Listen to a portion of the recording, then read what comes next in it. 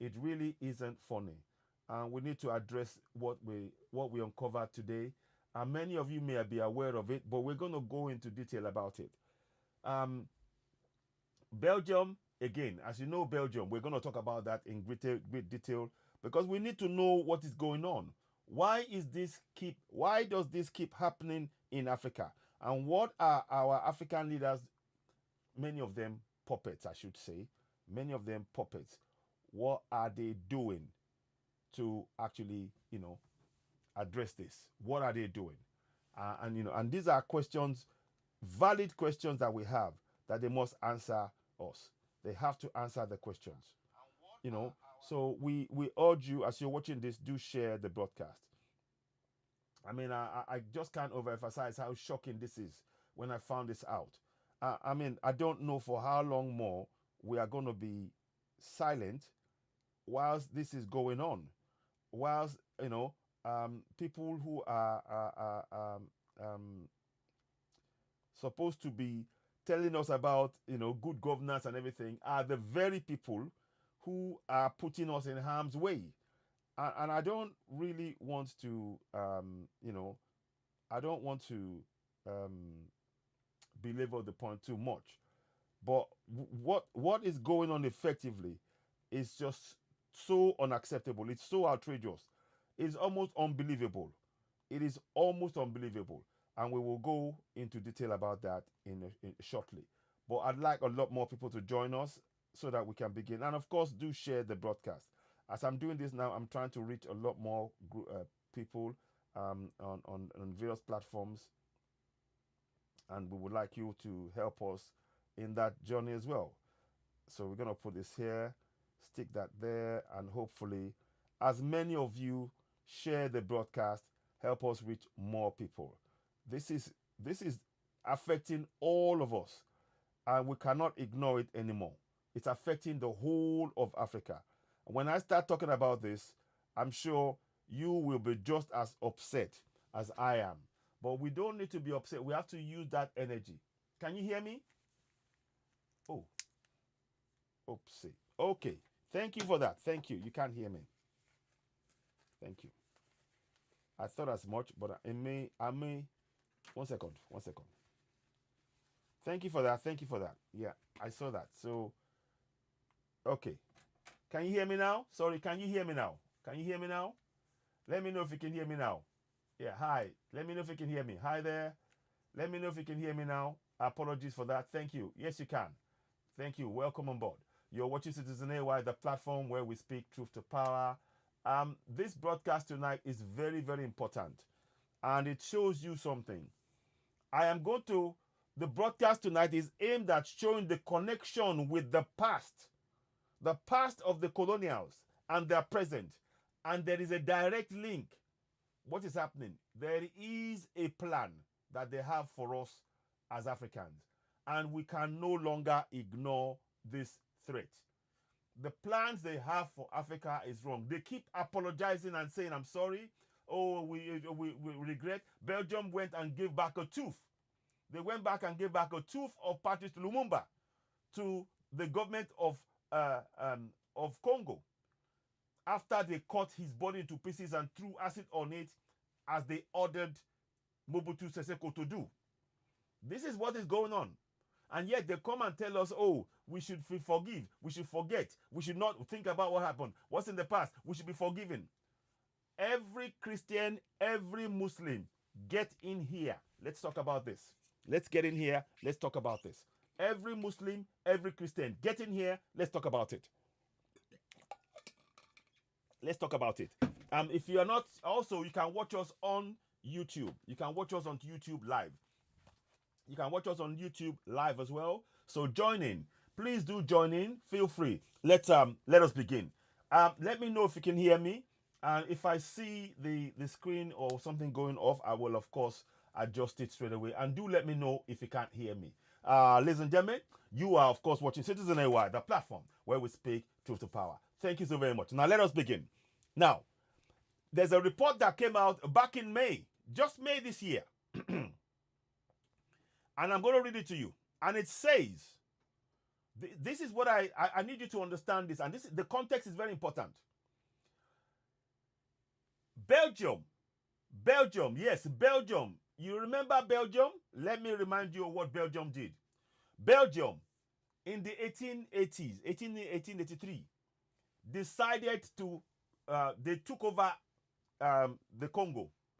And under, good evening and welcome. Good evening and welcome. Under King Leopold, Leopold got estimated 20 million people unalived in Congo.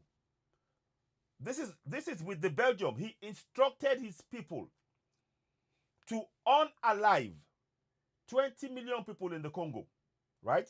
So the people who are selling the fuels to us now, these toxic fuels to us in West Africa, their grandfather are Otto von Bismarck, King Leopold.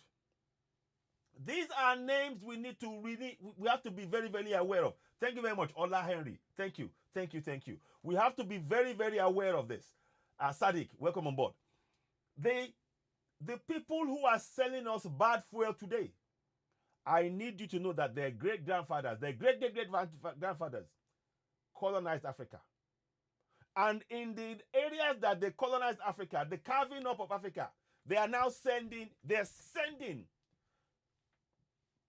toxic fuel that will cause cancer, that kills, into Africa. Yet they will tell us to forget about the past, to forgive and forget.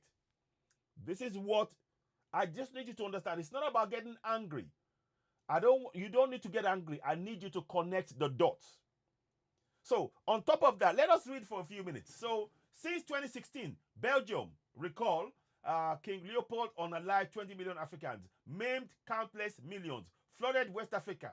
Belgium now flooded West Africa with toxic fuel. Swiss also. This is an European agenda. You can call it an European agenda because it has been going on since 2016. This has been going on. Western, good evening. It has been going on since 2016. Do let me know if you can hear me, and if you can hear me loud and clear. And please hit the like button. Don't just watch. Hit the like button. Share to 5. Help us reach more people. Give us some gift. We welcome gift. It is really important that we begin to do the what we're doing. Shortly tomorrow, I will be launching PayPal. We'll be launching a drive. We haven't named it yet. We'll probably talk to two people, and we'll come up with a name.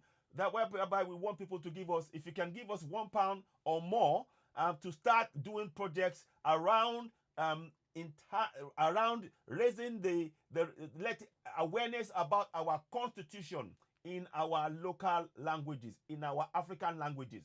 So that will be coming tomorrow. We will have a name and we will have a PayPal account, and we would like you to donate to that. Now, the purpose of the donation is to fund the things that we talked about. We've been talking about for so many times, for so long. I'm hoping to bring on board my sister, what's her name again? I'll invite, oh goodness me, problem solving. I'm hoping that she can join us. And of course, I'm inviting Verna May, because those are the two people that we really started this project together. And this afternoon, during our discussion in terms of, though I can't remember the topic we talked about this afternoon. My head's just gone frozen. I just drew a blank.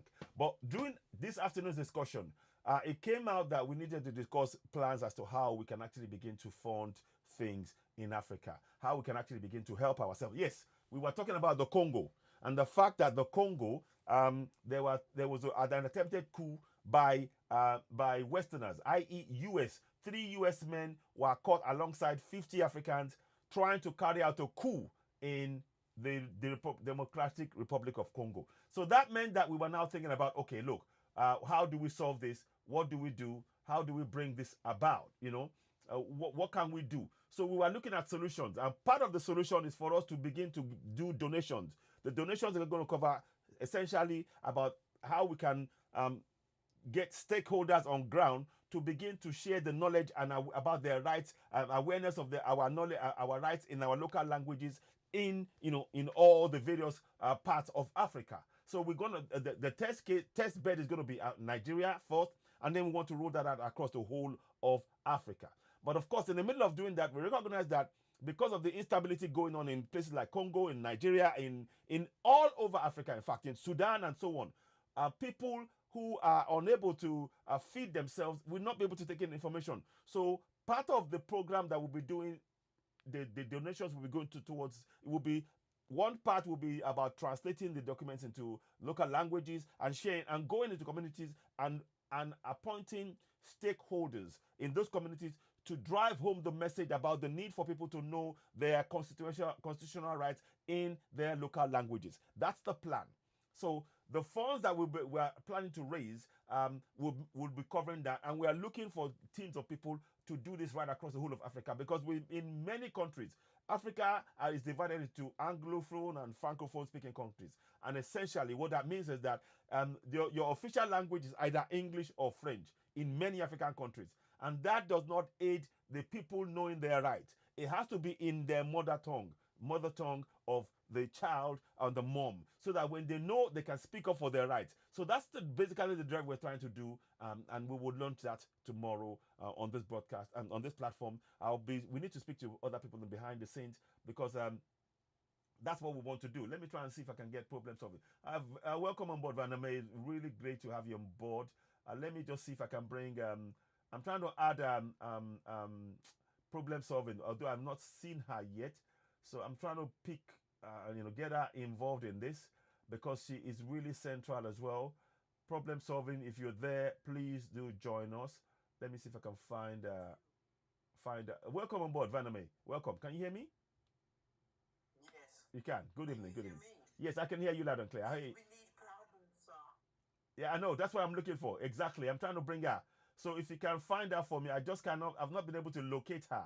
I cannot see her on or anywhere. So if you can add her or let her know that we're live, I'm going to send it to her another way as well. I'm saying, in fact, that's a good point. Get in touch with her whilst we're live on air, and I'm going to try. Thank you very much, Vaname and Adada. I really appreciate that. So we're going to be going into detail about this, because we need our people to really understand the depth of what is going on, and we have to start connecting the dots. And that's one of the reasons why I talk about. I'm sorry, those of you who are religious, you may get upset about what I'm about to say, but believe you me, I'm not saying it out of hatred or anger. Um, okay, let me see. Yes. Okay. Let me just do this here. I'm gonna try and do something now. I need to. I need to. Let me just see if I can send it to her live here. 1 minute, please. So she can maybe join us on via TikTok. Anyway, she'll know what to do. She's not new to this, so hopefully she'll be able to join us, because we do need her before we proceed. Um, uh, um, you know, in discussions here, because it's a very, very important topic that we are touching on, and it affects all of us. But anyway, while she's coming back, while she's joining us, I will continue nonetheless, and hopefully she'll be able to join us at some point. But what I want to do this evening, there was a report that came out. That report came out and said that in the energy industry, the cheapest and dirtiest petrol, referred to as African quality. Listen, I need you all to listen. In the energy industry, the cheapest, dirtiest petrol is referred to as African quality. You can see the mental state that they've placed us. So everything that is of low quality, that is of no use to us health wise, is regarded as African quality. So they deliberately process bad oil, bad processed petroleum, and flood West Africa. This is the reality. Let's carry on. This type of petrol, laced with high levels of toxic substances, is banned in Europe. I hope you're all listening. It is banned in Europe. But major international oil traders, including Trafigura and Vitol, continue to sell the dirty fuel to West African countries, despite proven risk to the people's health and environment. I need us to think about that. Can we all think about what I just said now? They are selling dirty oil. Please share this broadcast. They are deliberately selling dirty oil to West Africa.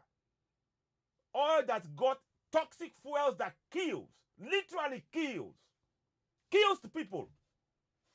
And then you will tell us to support the likes of those same countries that came in the 1800s and forced us to comply with their religion, to convert to their religion, and even to likewise Islam in the 7th century.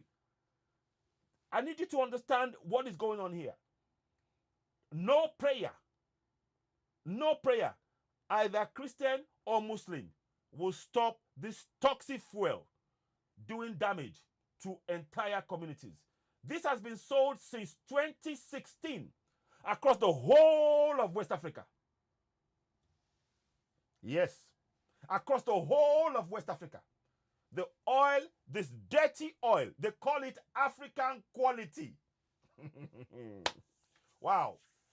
If you do not connect the dots on this, I don't know what to say to you. I need you to not be angry. I need you to take action. The object of what we are doing tonight is to make us all understand that when you are talking about you're praying to Jesus Christ, you're praying to Allah, and all of this is happening, the toxic fuel, no prayers can stop it. What can stop toxic fuel is for it not to be shipped to West Africa in the first place. Let's read on for a few more minutes and I'll bring in my sister, Nanada, to discuss this. So now, it says here now, in doing so, they are bypassing efforts designed to improve the quality of air of West African cities. Now, when somebody is pumping, giving you toxic fuel in your communities, do you think they care about democracy in your country? I'm just asking a simple question. When somebody is deliberately targeting your cities, and this is entire Europe, Swiss are involved, Netherlands, Belgium, they are all involved in this. Again, this is why I keep tying it back to the Berlin Conference. In the Berlin Conference, their plan was to carve out Africa for themselves, take the profits out of it, enslave us. And now, the great-great-great-grandchildren of those same people in the Berlin Conference, Otto von Bismarck, King Leopold, and others, all of them, their great-great-great-grandchildren are now carrying on with the same project. Now they are now pumping, they are selling toxic fuels to Africans on the African continent. And they are not getting any, they're not paying any compensation. This has been going on since 2016. We are in 2024. 8 years. And that's the one we know of. And that's the one we know of. Please share this broadcast because we come here, the platform, Citizen AY, the platform where we speak to the power. We want to enlighten. We want you to know, to let you know why you have to be part of this process. Why you have to engage. Because if you are bystanders, they are putting in poisonous fumes in Africa to deliberately do damage, health damage, cancer-causing fumes, death. You know, these are the things that we're talking about. This is a process of unaliving. Remember the great-grandfather, King Leopold, he unalived 20 million people. Now the new generation who have told us to forget, you know. Of course, but listen, they have admitted themselves, density. They've admitted it themselves that they are the ones targeting it. They call it African quality. They actually produce those toxic fuels and they target Africa. So they sell it cheap. Of course, you know, people will say, "Oh, I want cheap fuel, bring it. We'll make money." But they don't tell them that it's toxic. So density, I hope that is part of the discussion. And if you want to come on board and discuss that further, I'm happy to bring you on board. Let's see if I'm trying to bring my sister, Oh, I'm going to try and see if I can get her back to join us. Hopefully, she will join us because it's very important, and this is a topic I know she will be very much keen to be part of this. You know, what is the yeah, yeah exactly? Please look, they just their agenda is simple to unalive as many of us as possible. It's obvious. Their great grandfather unalived 20 million estimated. Now they are now continuing with that process. Switzerland are involved. So now let me just go ahead and read a bit more. In doing so, they are bypassing efforts designed to improve quality of West African cities, according to a month-long investigation by a group called The Continent, conducted in partnership with investigative journalists Apache and Spit in Belgium and Netherlands, respectively. So Belgium and Netherlands are involved. The Swiss are also involved. Now, low-quality petrol and diesel are a major problem for air quality in Africa. Now, this alone, this should tell us. Excuse me, please. 1 minute. 1 minute. This should tell us. Let me just drink some water. I just got something stuck in my mouth. This should tell us why we have to produce our own refineries. We have to have our own refineries. You know, very good point. Let me just put Felix Q. Yeah, very good question. Yeah. So let me just put that there. They just don't seem to want us to have peace and quiet and tranquility and development in Africa. And these are the things we're talking about. So let me read on for a bit more, then I'll bring in another, and she can, you know, talk about this from our point of view as well. And I'm sure she'll have one or two words to say. Now, so it says here, the dirty fuel contains sulfur. Low quality and diesel are a major problem for air quality in West Africa. The dirty fuel contains sulfur, benzene, which can cause cancer, as well as manganese, which damages engine parts, particulate filters, catalytic converters. The potential health hazard is severe.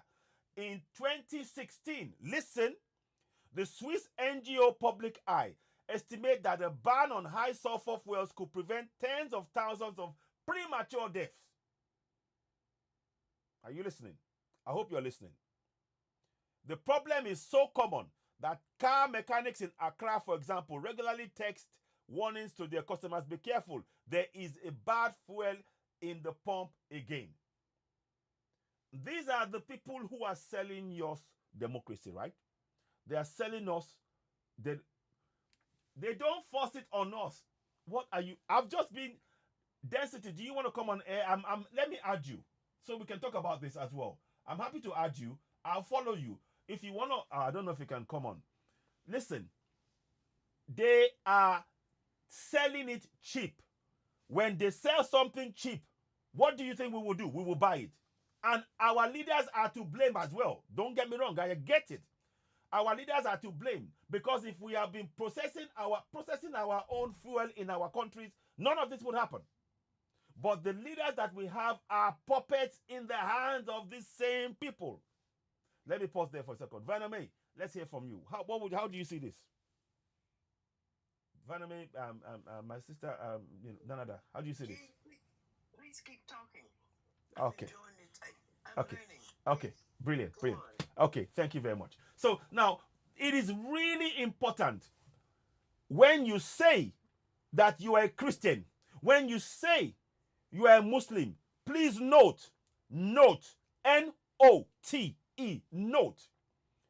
None of what you are practicing will stop these harmful chemicals from doing damage to your health. Not only your health, you had premature deaths, unborn children.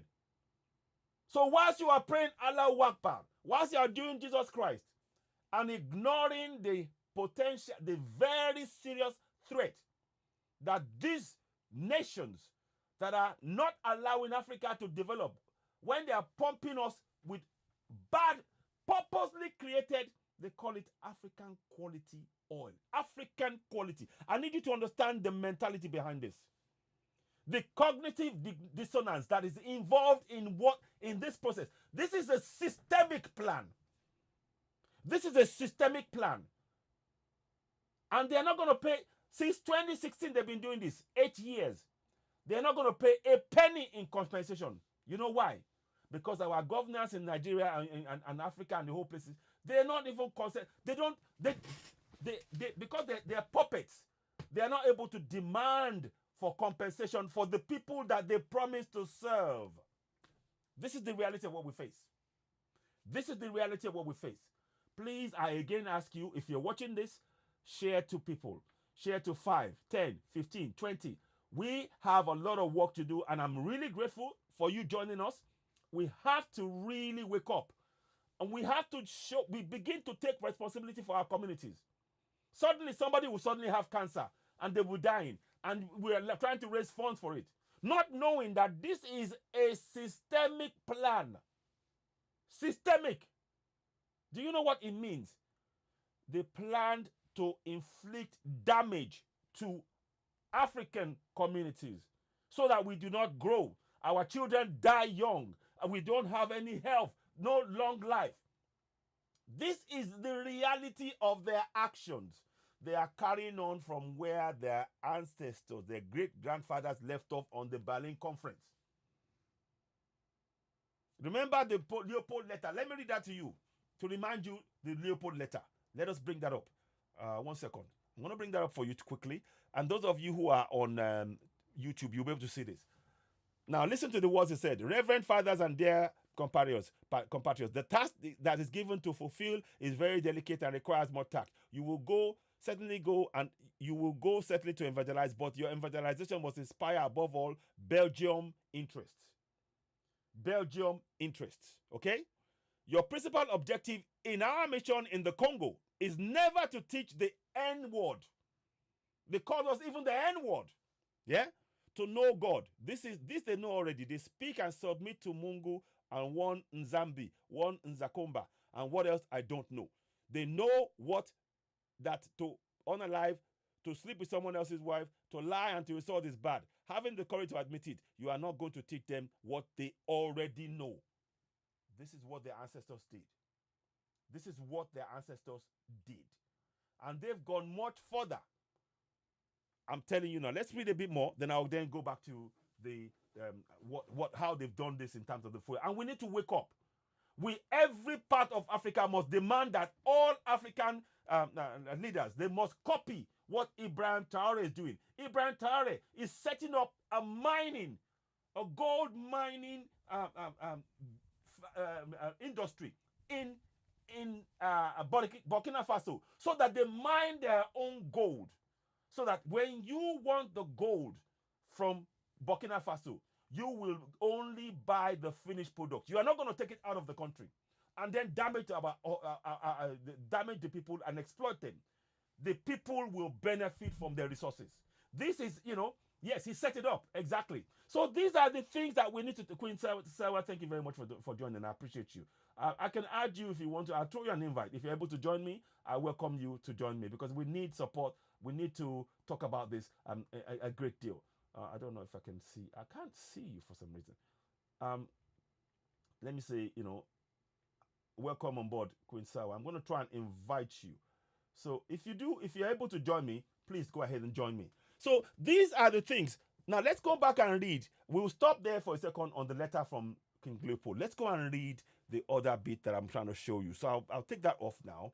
Now let's go here. Now, I need you to look at some more. This is very important. The European Union has tightened its standards for sulfur in petrol in recent decades. Not years, decades. Decades, right? Now, allowing just 10 parts per million. But the regulations in most of Africa is less stringent.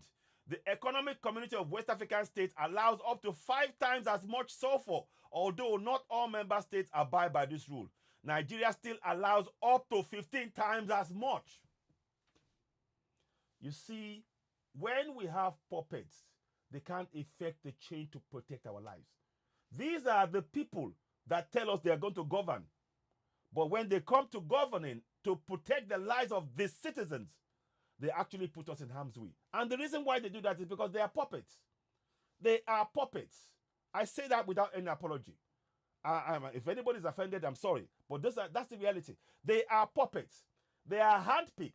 Many of what you call leaders in Africa, except for the 5 countries I'm going to mention: Ibrahim Traore of Burkina Faso, Assimi Goïta of Mali, General Tiani of Niger, President Faye of Senegal, and finally, it looks like Chad, President Mohamed Idris Shem, I think it's called, of Chad. Those 5, they have all been telling France, leave our land. They are true Africans.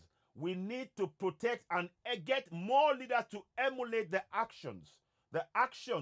positive actions of the 5 I've mentioned. And they are all, if you notice, all of them, they are all French speaking. And they have decided to pull out of it. Now we need English speaking to now speak up for their people. I hope you're following what we're saying here. I hope this makes sense. Please do share. Yes, he already set it up. I agree. He already set it up. You're right. Let me just make sure I answer that. And I would like as many of you to please share this broadcast. Continue to give us thumbs up. Please, we welcome gifts, because what we do is we do a lot of research behind the scenes, and we try and bring awareness to us all as a community. One of the things that is missing in our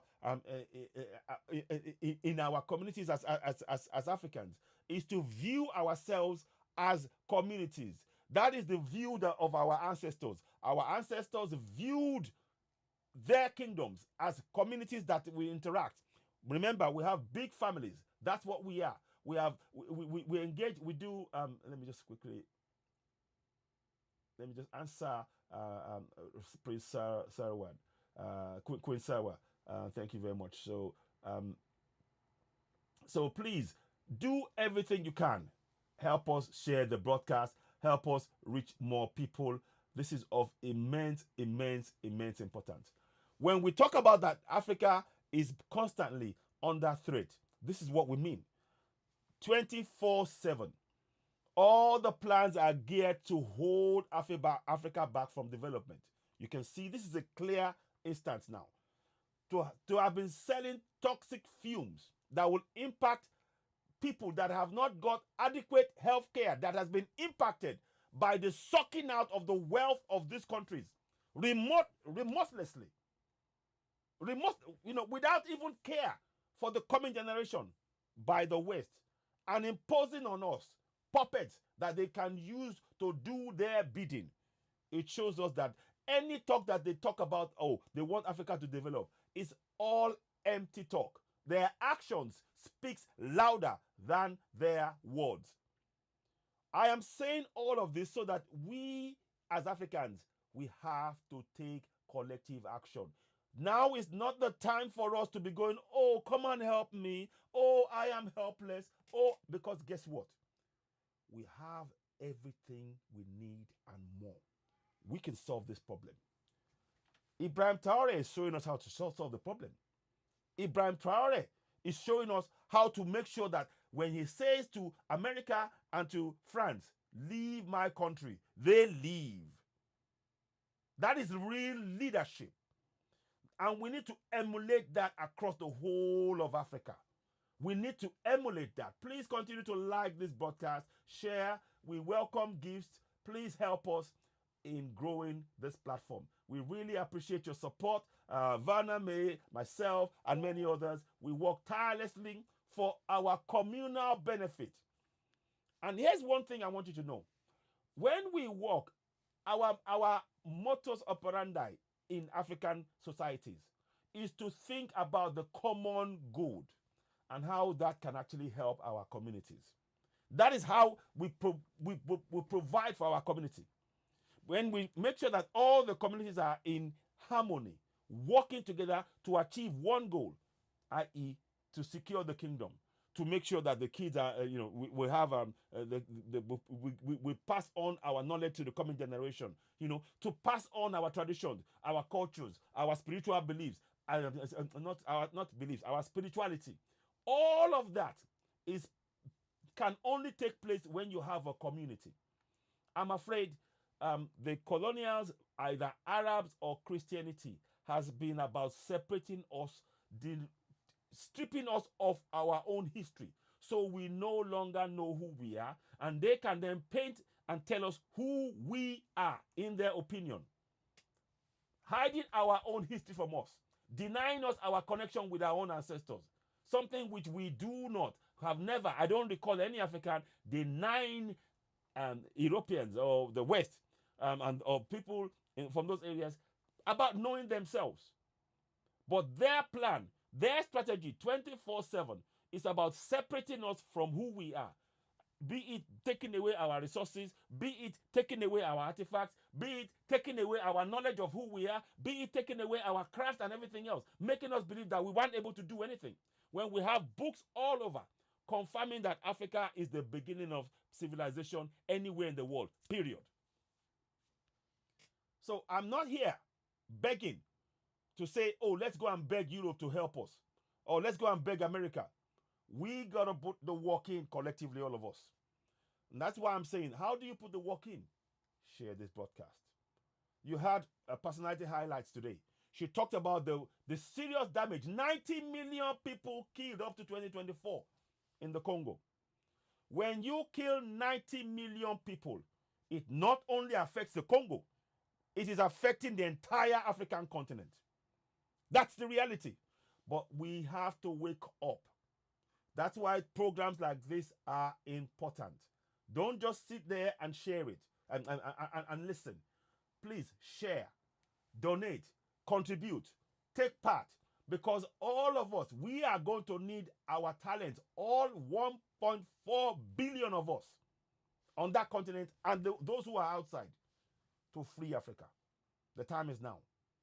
I'm reading you the agenda of those who have put those lines across Africa, the lines that their great-grandfather drew in 1884. They are coming on those lines and putting in harmful, toxic fumes to get rid of as many of us as possible. That's the reality. There's only one way one can look at this. If you are deliberately putting harmful, toxic fuel into communities, it's to do what? It's to do untold damage. Young and old, rich and poor, it doesn't matter. This is a clear demonstration of the dehumanization of our person as Africans. Now, what we need to do, Gabriel, great, I understand you. Yes, this is why I'm talking about this.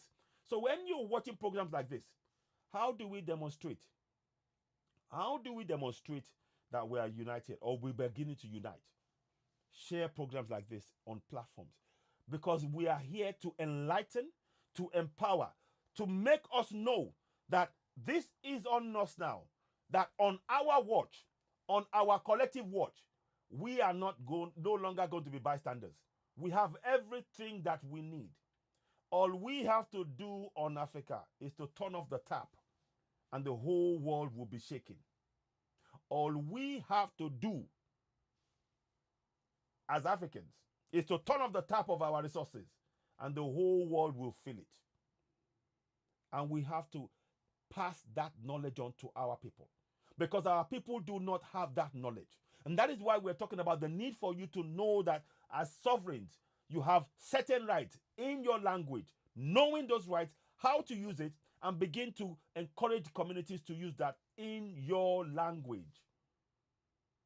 They forced us to be speaking foreign language on our own land to demonstrate that they are in control. We need to stop doing that on the African continent. If you are an African, if you come to France, you will speak French, no question. If you are an African, you come to England, you will have to speak English, no question. If you are an African and you go to Germany, you will speak German, no question. But if you are an European and you come to Africa, you will not speak an African language. You will tell them to learn your language. That's colonization. That's colonization. Thank you. Thank you very much. I appreciate you. Thank you very much, my Remington. Yeah, you know. So, look, this is not a job for one person. And I need you to turn your anger into action. I need you to turn that anger that you might be feeling, that's bubbling up under, as you are hearing everything I'm saying now. You're enraged. You see, they've put us in a perpetual state. Anger, sadness, questioning what to do. Anger, sadness, what to do next. We are in a loop. We are in a perpetual loop. We must break it. Now we are about solutions. Anybody that comes on here, please, I want you to come up with solutions. Don't think, oh, it won't matter. Oh, it doesn't matter. I can't solve it. No, no, no, no, no, no, no, no. You can solve it. Your very idea that you might think might be useless might be the one that's going to work. No, no, no. We're not creating African language. No, no, no, no, no. We already have a language.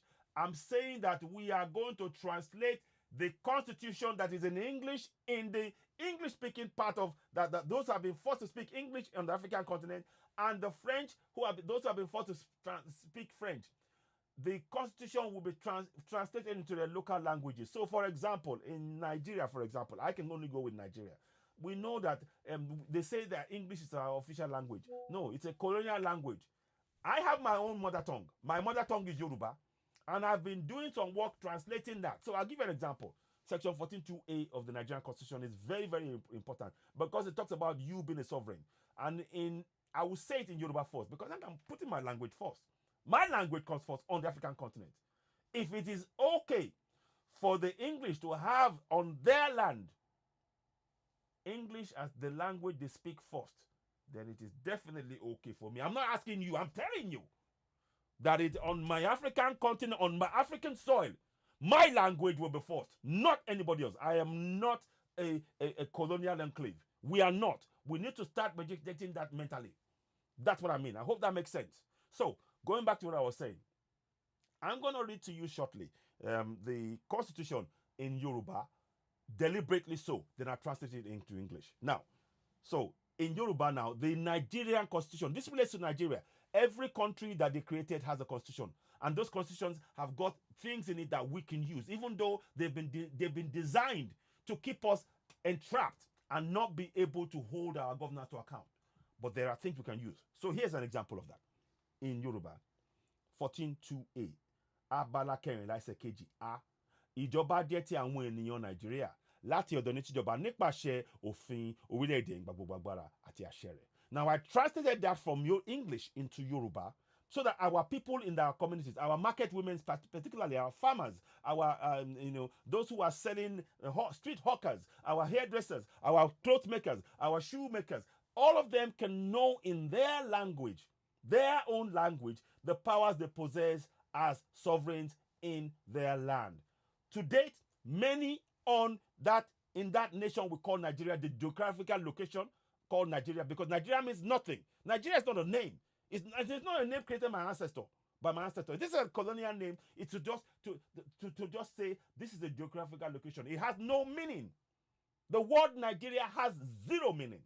But if I talk to you about Oyo Empire, I can tell you what Oyo Empire is.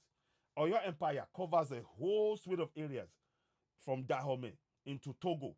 And it is a great kingdom that has been in existence for years and years, you know. So these are the things that we need to really look at and begin to wake up and have to be aware of. Now, let me just go back and translate what I said to you in Yoruba moments ago in English. And it goes like this. 14.2a. In the Nigerian constitution, there will be others similar to that in other constitutions across the whole of Africa, if you be it the French-speaking or the English-speaking.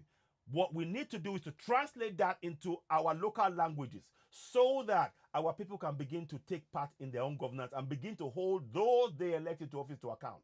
You see, the colonials didn't factor this in because they just think nobody will ask questions. We must start asking questions, start putting pressure on those puppets. And the puppets will have no other choice to do our bidding rather than be doing the bidding of the colonials. So, 14.2a goes like this in English. Sovereignty belongs to the people of Nigeria, from whom the government, through this constitution, derives all its powers and authority. So I'll say that one more time. Sovereignty belongs to the people of Nigeria, from whom the government, through this constitution, derives all its powers and authority. So it shows you that one, you're a sovereign.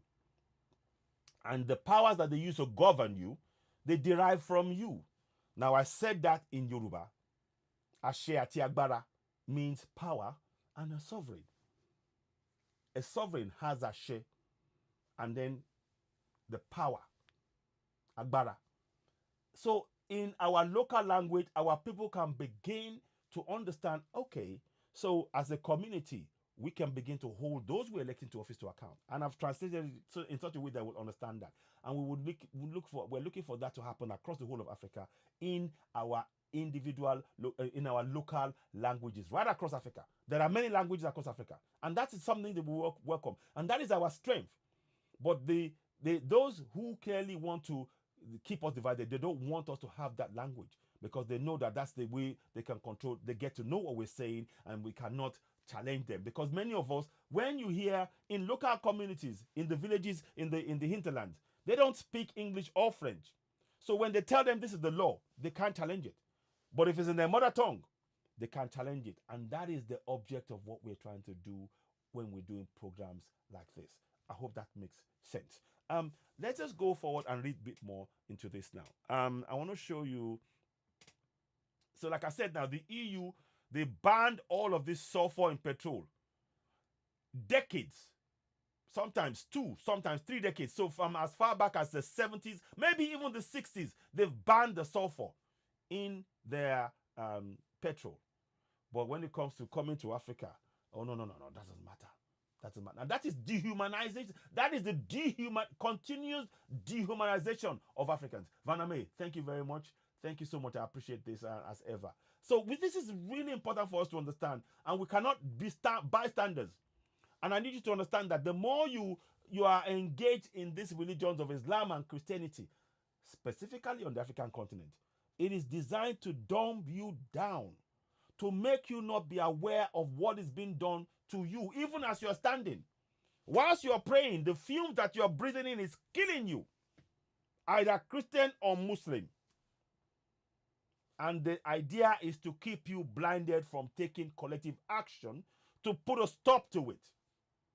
I hope many of us understand what is being said here. Please share this broadcast. Let it reach as many people as possible, because this is a very important things that we're talking about. Let's read on for a bit more. Now, it says here, so Nigeria allows up to 15 times as much. Why? Because the government knows the people do not know the laws in their local language. They can't be challenged. You see why we need to go through this program of educating our people about our constitution in our local language. The government of the country, who are puppets, will do things knowing fully well that the people will not challenge it, because the people do not have the means and the ways in which to do so, because it is in a foreign language to many of them. You see why you are needed. Everyone watching me, be it whatever part of Africa you're from, be it the English speaking, be it the French speaking, be it the Arabic speaking.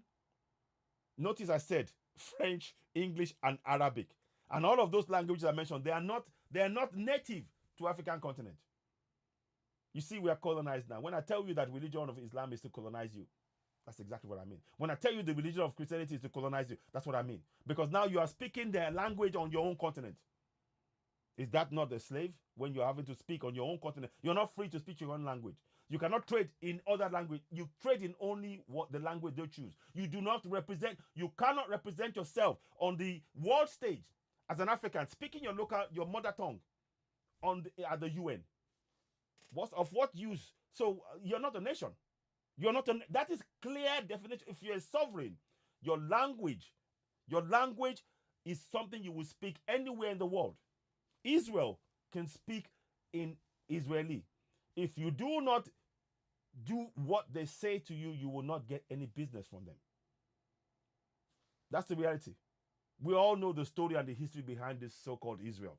That's another thing. I'm not going to get into that because that's, but I'm just making a point of it. Israel, how many millions are in Israel? Then let us look at 5 million,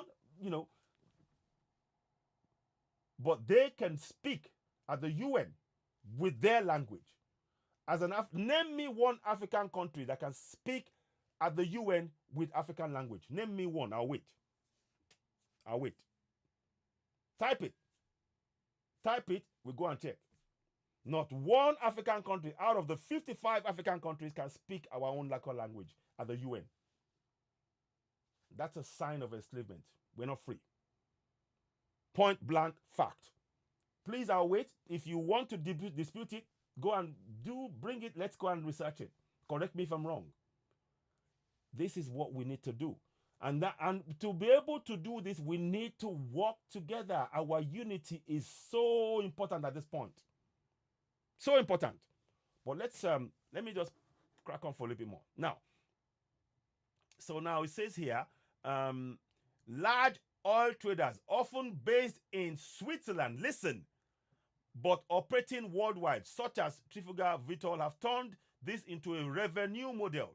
They mix fuels with more sulfur, benzene, and manganese than is permitted in Europe and sell it to African customers. Is that not effectively unaliving people? Knowing fully well, do they care about you? And why is it that Europe is allowing that to be a business? So unaliving Africans is a business now. It's a business model. You heard me say. I'll read it again.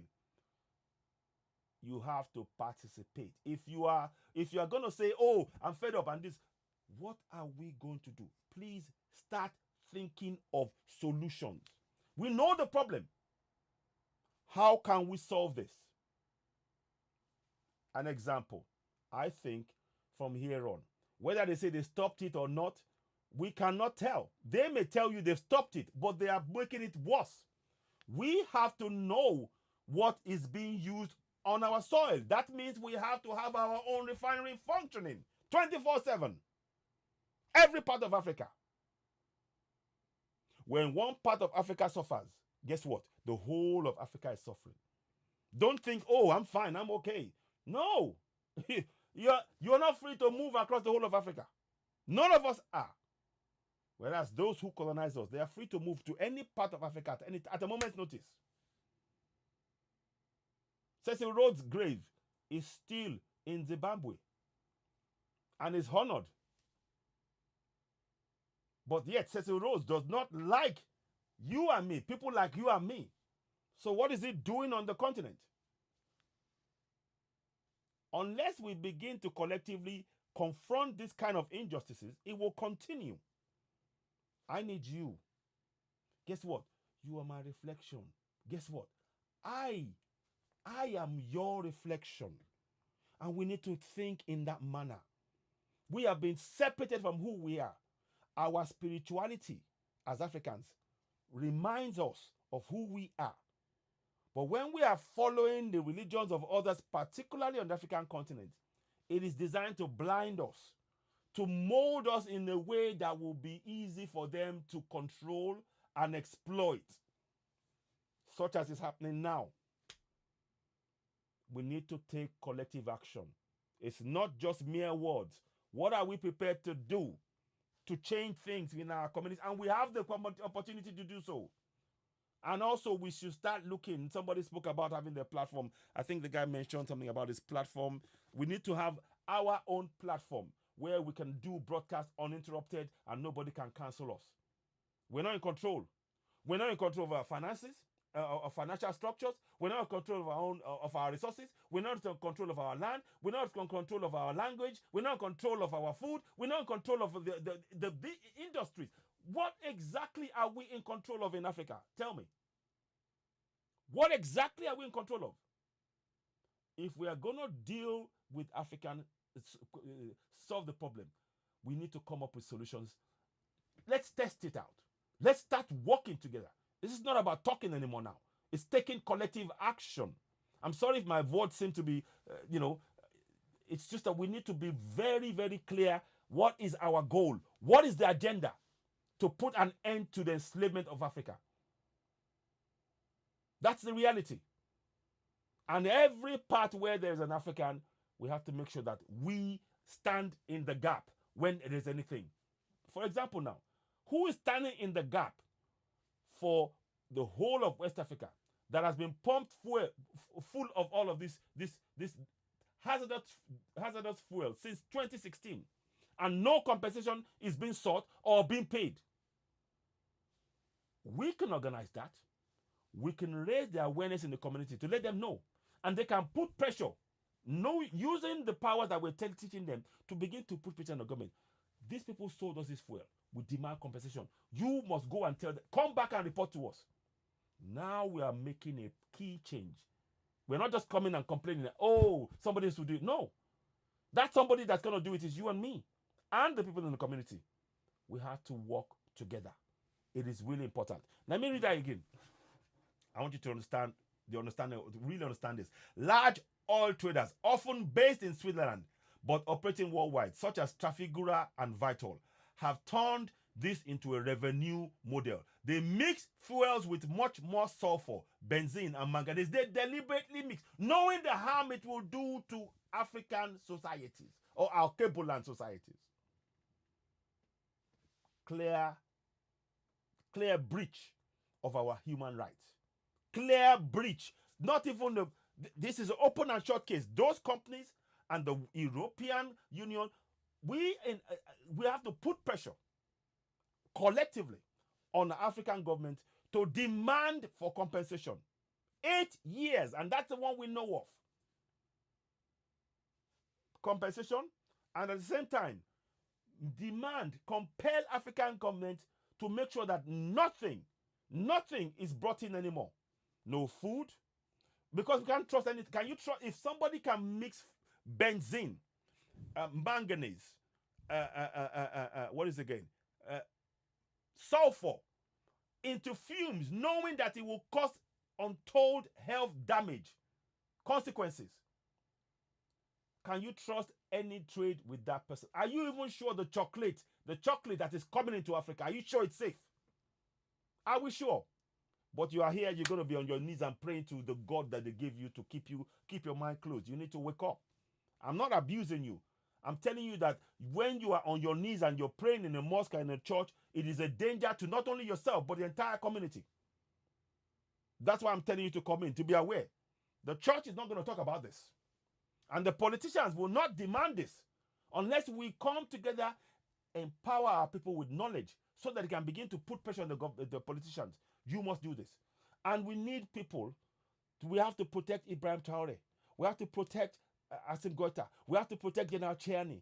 These guys are heroes. They are standing in the gap that has been for so long been an open, gaping wound. And now filling that up and saying, and the people are seeing them stand up. And guess what? The people in the countries I mentioned, Burkina Faso, Mali, Niger, the people are 1,000% behind these men, these great African men. And we need to make sure that all of their successes, we highlight it. It is your role as Africans to highlight their successes, to big it up, to put it out there, to counter the false narrative of the press that the colonials have created to give us a negative narrative of self. Look at how they put it. African grade. African quality. African quality. So they put sulfur in. They put manganese. They put benzene. That they know will take lives. And then they call it African quality. So we don't have... Already, if somebody can do that to you, do you think they care about your lives? We need to understand this. So when you ask, if you are going to come and support and we should do this, we shouldn't do it, it's our fault. Yes, I agree with you. But what can we do as a society? Are we just going to stand by and let this continue? Are we? Are we? That's the question I'm asking us. We have the information. We have the knowledge. We have the capability to be able to interact like this. Let us use it to good use. We clearly see that what we call government in many African nations, they are puppets.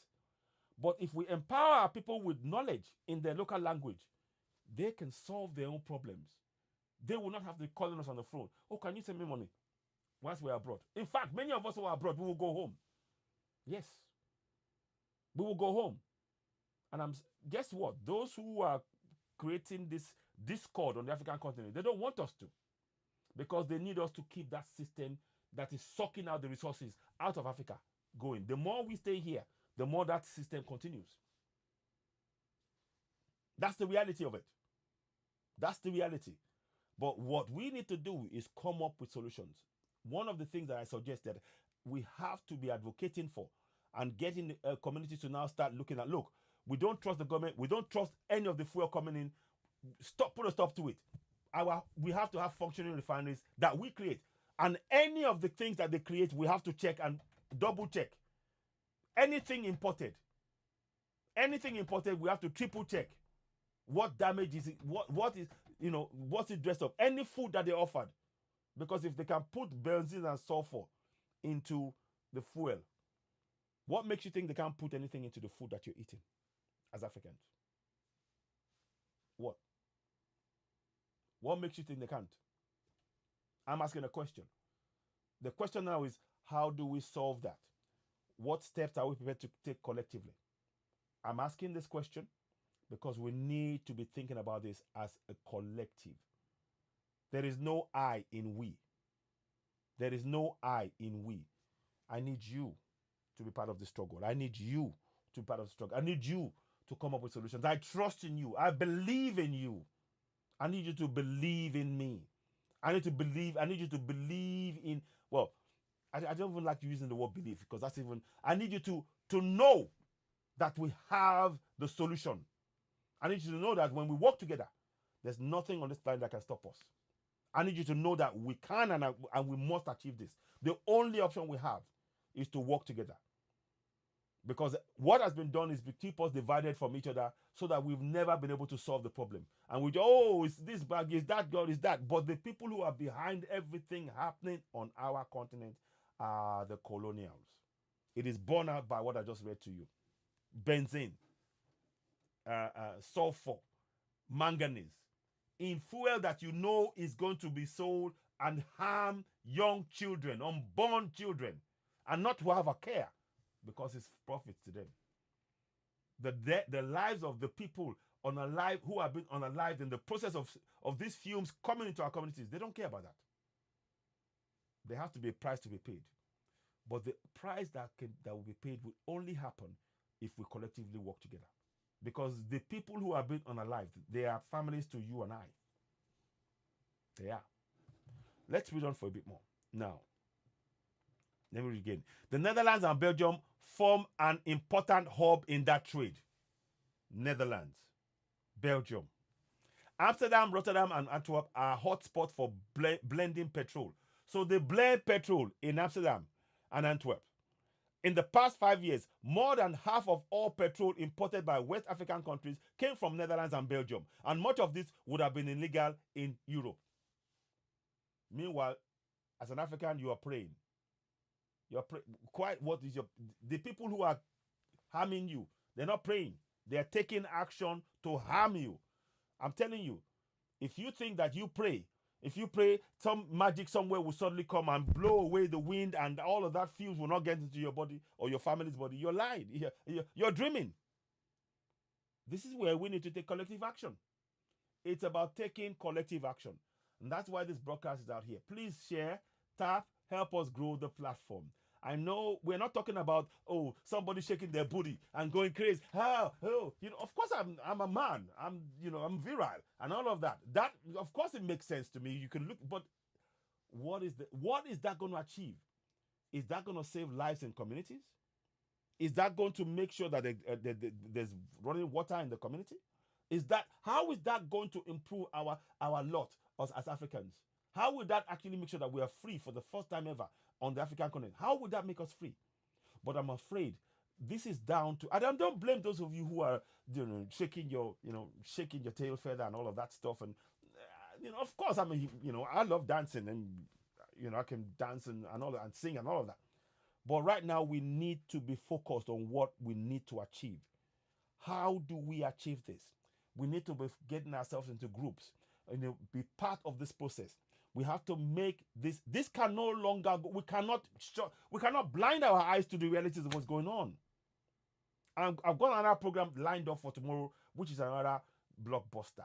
Again, there are so many things but I'm using it as examples now. I'm no longer interested in, oh, what are we going to do? I'm asking you, and I need you to know in yourself that you have this already. The fact that you are watching this broadcast, it shows that you know that there is something that needs to be done and you want to solve it. And for that, I'm grateful, because it means that you are thinking already. You already have an idea of a solution. What I need you to do is to take the next step. Voice it. Voice it. Not only voice it, begin to discuss it in your communities. How can we come together to do this? Suggest it, fine tune it, refine it, come on live air, say it, bring it together, get involved, be part of this process. Because we will need, each of us needs all of us. We need all of us. Now, I'll read on. This change last year when Netherlands introduced tough new restrictions on exporting dirty fuel. See, they are saying now it changed last year. It didn't change last year. Since April, companies have not been allowed to export fuels with more than 50 parts sulfur, too much benzene, manganese from Netherlands to West Africa. That can just be all talk. They can say that, but do you have evidence that that is the case? Do you know that by actually monitoring these things, we can send out teams for we should have a plan that, okay, we haven't got our refineries. Between now and the next 6 months, we have teams of people, any oil coming anywhere, we train them how to identify this oil and prevent it from coming to any part of Africa. That will create jobs, number one. Number two, we can now insist, we come up with a concrete plan to ensure that no part of Africa imports a single oil from anywhere around the world. That any oil we use on African continent is coming from African refineries that we can vet and check. And the standards that we set up will reduce this sulfuric, this harmful toxics. You see, it requires planning. It requires coming together and discussing the way forward and coming up with cogent solutions. We have the solutions. I have no doubt. Africa can be a great, and not can, will be a great continent with your support, my support, commitment, drive, relentlessly relearning who we are as Africans. The civilization on this planet stems from Africa, period. P-E-R-I-O-D. Yes, I said it. So we need to wake up. Now, let me just read that to you again. So Netherlands and Belgium, they are involved in this. Now they said they stopped it. It changed. No, you need to have evidence. What evidence do we have? Are the fumes any better in our communities? How many of you are doing, how many tests are being carried across Africa, in West Africa, to carry out air quality and measure the level of sulfur, the level of manganese, the level of benzene in all the major cities in West Africa? And where's that compiled report? These are things that we need to really be coming up with as Africans. That's solutions, not praying. Tell me, how is prayer going to measure the sulfur? How is prayer going to measure the benzene? How is prayer going to measure the manganese? Stop this prayer nonsense. I'm sorry to say it. We have to be direct and clear as possible. We don't need that is it's a way to distract you from what's going on. Whilst you're praying, the fumes will sweep over you, kill you, unalive you where you're busy praying. We need you. We need you. We rather that you are alive and be able to be part of building Africa and actually having infrastructure in your communities and be able to feel, to enjoy those resources. You have every right as an African to benefit from the resources that your ancestors protected and provided for you all those eons ago, for you to have a better life. Rather than the life that we're living now, where all our resources are going out and we are being forced to sell our resources at dirt cheap prices. And then when they sell it back to us, it's harmful. The drugs, the clothes, the food, the medicine, the petrol, what is, tell me which part of this process you can trust. Tell me. I'd really like to know. Can you trust any of it? And if we can't, what systems are we putting in place? All of it. If we should be having a meeting. The whole 55 countries should be having a meeting whereby they put a ban on importation of anything from the West. Tariffs. That is what China is doing right now. China is putting in tariffs. US already have done it. It's tit for tat. We have to protect ourselves now because this is now about our health. And many of us, and this has been going on, this is not new. They've been doing this since the 60s. This has been going on since the 60s. Now, they will do what they want to do on their continent. On our continent, we must determine what goes on. Again, I mentioned these names: Ibrahim Traore of Burkina Faso, Assimi Goïta of Mali, General Chani of Niger. Those three, they have given us a way out of this mess. It's not about praying. It's about taking, concrete steps. So coming up with cogent solutions that will meet our concerns, the issues head on and defeat it. France is out of Burkina Faso. France is out of Mali. France is out of Niger. That is action. That is action that we need across the whole of Africa. In Congo, the US carrying out coups. They need to be their bases need to be gone on the African continent. It is obvious that they're there to take out and to cause damage and mayhem and take out resources and to impoverish the people like they did under Patrice Lumumba with the support with Belgium and the rest. Now, what we should be working towards as communities is to raise awareness that we do not need these bases. The bases that are being put across Africa are the places where those weapons that are being used in our communities to harm each other is coming from. We don't produce. Tell me which country produces weapons in Africa. Tell me.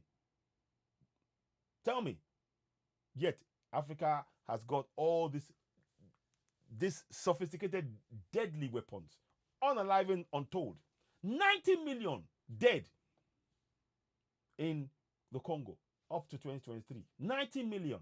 That's not counting the 20 million that King Leopold took out, unalived.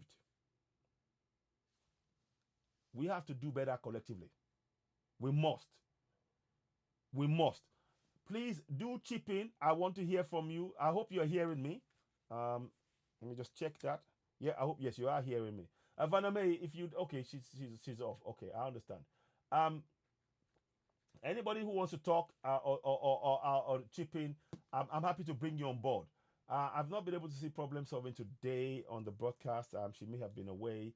And I will bring in others as well, as and when.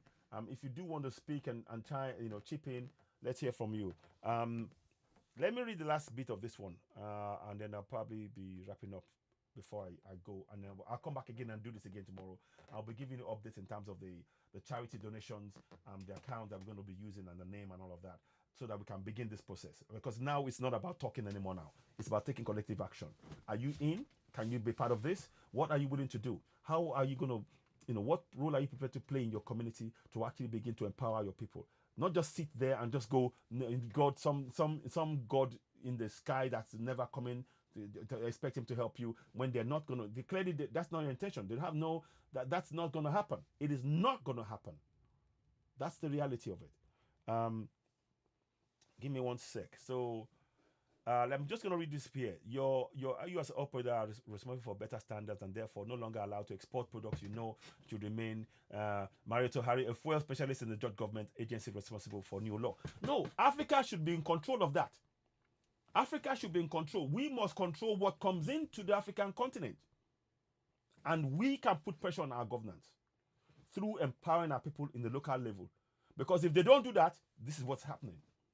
When the people are just saying, "Oh, just give up," don't. It's in the hand. This is what is happening. We are being, okay, you are here. Okay, good. Let me add you. Let me add you. Okay, let me add you back in. Vaname, I didn't see you. I'm going to add you back. So whilst you just give me a few minutes, Vaname, you can chat for a few seconds, and I'm going to try and do something quickly. I'll be right back. Give me a few minutes. I just want to just take something. I'll be back right quickly. Vaname, if you can you hear me?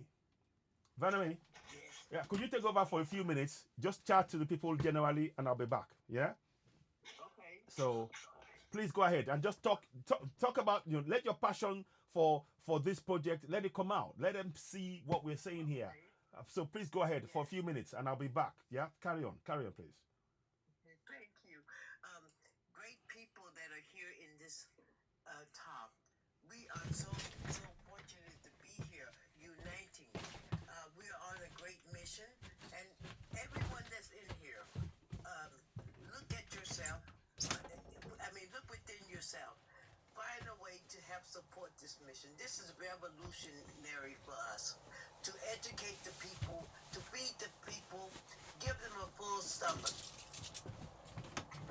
Excuse me. Feed the people. Then they'll listen at us. Then they'll be willing. Excuse me 1 minute, please. I was just swallowing. They'll be ready.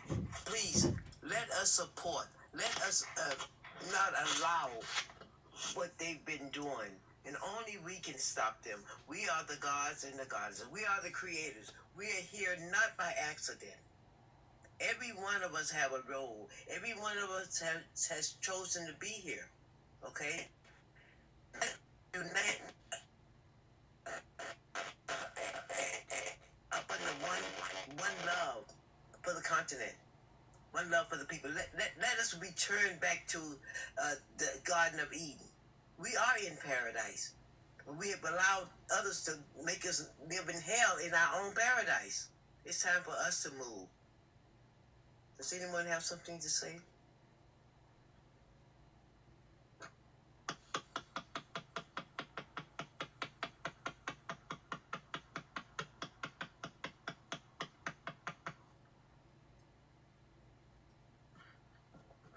You know, we wait around for things to happen and we pray for things to happen. Only thing that's going to happen is when we take action. God means generate the idea, put the idea into operation, and then destroy anything that stands against the idea coming to fulfillment. We have the power. We're the only people that has been oppressed for over 6,000 years, and we're still here. And support. Unite and support. Open our hearts. Close the refrigerator. Don't eat a certain meal. Just start sharing. Sharing what little we have. It will mount up. We're the only ones that can change it. We have to stop having a blind eye. We have to open our hearts first to just being who we are as one. Forget our tribes if that's possible. It hasn't helped us. Forget our religion. Become a cable land first. Put it in your heart. Give honor to your ancestors. Just that you're here in this special time. This time is anointed for us. This is our time really to rise. All we have to do is just keep looking forward. See the vision. See us rising. Don't just keep giving talking without giving solutions. We are capable. The European, the other ones, they study us day and night.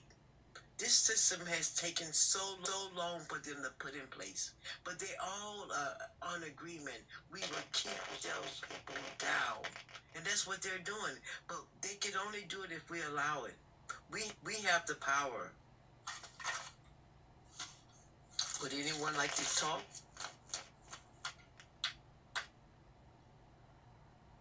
Hello? Okay, we please.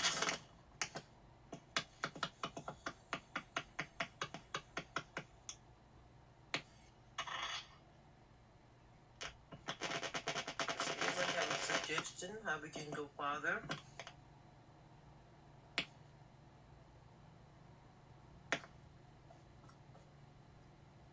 Is anybody woke? Hello? Hello?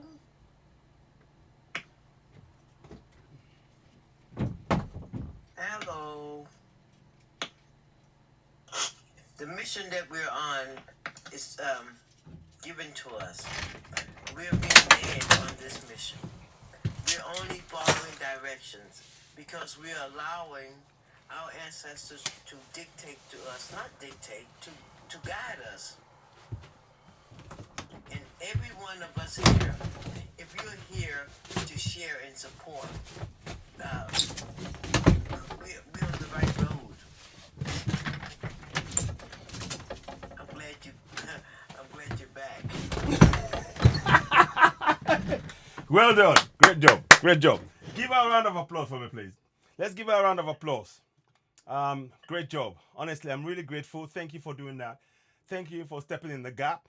You see, when we talk about stepping in the gap, that's exactly what Vanna May just demonstrated. And I want to thank you. Oh, Miss Lady LJ, thank you very much. Welcome on board. Welcome back. Hello. Hello. Hi. I was trying to get up here so I would be here with Verna. Yes. Wow. Oh, fantastic. Wow. Wow. You left me in the chat. It's quite all right. It's quite all right. Welcome on board, Miss Lady J. LJ, sorry. So your mic is sounding muffled. Is it under your shirt? Sorry about that. Can you hear me now? Is it better? Can you hear me now? It's about the same. Okay, hang on. Let's do this then. Can you hear me now? Is it better now? Is that better now? I hear you, but I can't say that it's better. Oh, I'm. Can anybody hear me all right?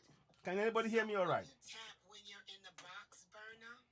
Oh yeah, that's right. It's not a good thing to do with TikTok's algorithm. Okay. You need the people that are in the chat to Yeah. tap. Yeah. Please, everybody who's in the chat, please tap. We really need your support on this one. People, we gotta get the work done now. Honestly, let's put the work in. The reason I'm saying this, we cannot wait for anybody now anymore. We have the solution. And I firmly believe that if we put trust in ourselves, in our community, trust me and me trust you to take on this task. And know that the reason why we're saying this, Verna May said something just now. Our ancestors, it's not me coming up with solutions here. Our ancestors are using our voices, our vessels as conduits to get the message out for you to do, for us all collectively to take the steps we need to take, the actions we need to take to solve our problems. Let's not wait for anybody in the sky to come and help us. We have the solutions in us. It's in our DNA. It's in our language. It's in how we carry ourselves. We are the embodiment of our ancestors. And I want you to believe in your ancestors. The colonials believe in their ancestors. That's why they honor them every year. And that's fine. They can do that. But what's wrong is for us to abandon our ancestors and honor theirs because we're giving them more power to control us on our land. Now, I don't want to control Europe. I don't want to control America. I don't want to be interested in Canada. No, let them do their thing. But on African continent, our ancestors are waiting. You can play that role. You watching me, you have a role. I need you to know in yourself. If you close your eyes, your ancestors, you will visualize them walking across the African soil, in the forest, in the desert. They are in around us. They are in the air. They are with you right now. They're just waiting on you to say, okay, open that door, your mind. Are you ready to solve the problem? Okay, we'll guide you. Let our ancestors guide us. They are our guides. They're waiting. Millions coming generation behind us, they're waiting. What we are doing at this point is to switch on every one of us. Please, let's take part. So tap on the screen, hit like, gift, donate. Please do not be a bystander. We need you. You are my reflection. I am your reflection. Please take collective action. Don't wait for anybody coming out. There is no magic in the sky coming to solve this problem. We have the answers within us, each and every one of us. I need you to know that. Thank you. Miss Lady J, LJ, go ahead. Let's hear. Let's hear Okay, from so you. I got a question. Yes. Well, I probably got a lot of them, but Go ahead. one of them is, does the Constitution ever get taught in school, in primary school, in college, the community gatherings, anywhere? Zip. Okay. No. Never. Okay, so people have a constitution that they don't know what that is, what's in it, what it's about, who they should vote for, why are they voting for this person. They're going, from what I've heard, because I watched the last election, Yeah. basically on tribe or There you go. religion. There you go. So also when the government is misappropriating funds, Go ahead. nobody questions it. I hear people use this term, which I find weird. It is, well, we don't need the government. Okay, if you don't need the government, then why are they there? Getting money and building mansions. Just get rid of it. Get yourself a Jeep or something. Just appoint somebody. Look, Johnny is going to be the head of this street. Why have a government if whatever they do, right or wrong, it is well? Because we complain here. I go into a lot of the political lives here. At my, what am I going to say about my age? I'm trying to do this delicately. At my nice, mature, ripe age. A fine young age. A fine young age, I might add. Yes, for which I am grateful. Mhm. Because many have gone before me. So I am grateful. But over time, we acquire information. Now, I've been in some lives where young people are in there and they think because of age, which we're going to just go ahead and call it what it is, age discrimination. You Yes. don't know anything. They know everything, the Yep. young people. Yep. You know, 20 years old, 30 years, they know everything. And you don't know nothing. So they don't want to listen. No. But when you've been around long enough, let's talk about the pew-pew laws here in America. Yeah. I don't know where you are. Are you, what continent are you on? I'm currently in the UK. I'm based in the UK, but I'm in constant contact with a lot of people back home to really get a feel of what's going on. My heart is at And what home. is back home? Is that Africa, Yeah, Jamaica? in Nigeria. It's Yoruba land, which is in the geographical location we call Nigeria, because it's not, Okay. Nigeria has no meaning to me. Yoruba land is my birthplace, it's my birthright. It's the land of my ancestors. So I say it from that point of view. I'm a Yoruba man. So with the pew-pew I'm wearing the laws clothes.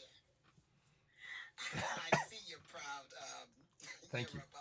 Yes, thank you. As everyone should be proud if you know, because I don't know. So, I'm just proud of everybody. Thank you. So, and so that is hard for me to wrap my mind around the tribalism. All I know is that, in school, like football games or teams, everyone is proud of their team. But you can still be friends with people on the other team. True. So, yeah, you don't have to hurt each other. That just goes on during the ball game. Yeah, my team's better than yours. That's correct. When the ball game is over, let's go get something to eat. Yeah. Both of us. Yeah. So about The the Constitution. tribalism, because it's pretty bad there. Yeah. The tribalism and the religion. And if people can just let that go for a moment, because even though you're Yoruba and Nigeria may be, It's Yoruba, Igbos, and Hausas, and you yeah. live there with a lot of other people. That's correct. That's correct. Other languages. Yeah. Other cultures, but you still live in the same area, Yep. in my neighborhood, if I Mm-hmm. live next door to somebody from 2 or 3 different tribes, Mm-hmm. that does Hi, not Alewole. stop us from having a big party, block party, everybody all together. Mm-hmm. Mm-hmm. Mm-hmm. I don't know if you do that kind of thing. It might need to Oh, be oh, encouraged. oh, oh, we do parties, all right. I mean, when we do Okay. parties, we close the whole street, we close all that. The sad And you thing is, don't care what tribe. no, In no, other no, no, no, words, no. When it okay, comes to parties, we all eat, we all in my family, for example, even though I'm no longer Christian, my grandfather was a Christian. My grandma was Muslim, and we were taught to celebrate both religions, and respect right, it, and respect each yeah, other's. and in many Yoruba homes, that is exactly what you will find. The problem, however, is unfortunately the religion has been used to close their eyes to what they really need to do to solve the problems. It's become a crutch for them to lean on. Oh, I have a problem. Okay, if I pray to God, pray into the water, I drink it, I'm cured. Oh, if I have a problem, there's no good road, there's no light. Pray to God, the transformer will start working. This kind of dumbing down. That is the problem that many in the communities are facing, and they don't know. You ask. I'm so glad you asked the question about the Constitution. It's not been taught in primary school, secondary school, university. None of that. Nobody is being taught any all through the teenage, young, being a child to the adulthood. They have no clue what the Constitution is, let alone how to use it. So that is the and this has been going on since 1999, since when they brought that false fraudulent constitution in. So the people didn't we didn't actually vote it in. It was imposed by the then military government, and that is the real issue right now. So you asked very, very intelligent questions, and I'm really glad you asked that question about, do they sort of have it in schools, primary schools, and all of that.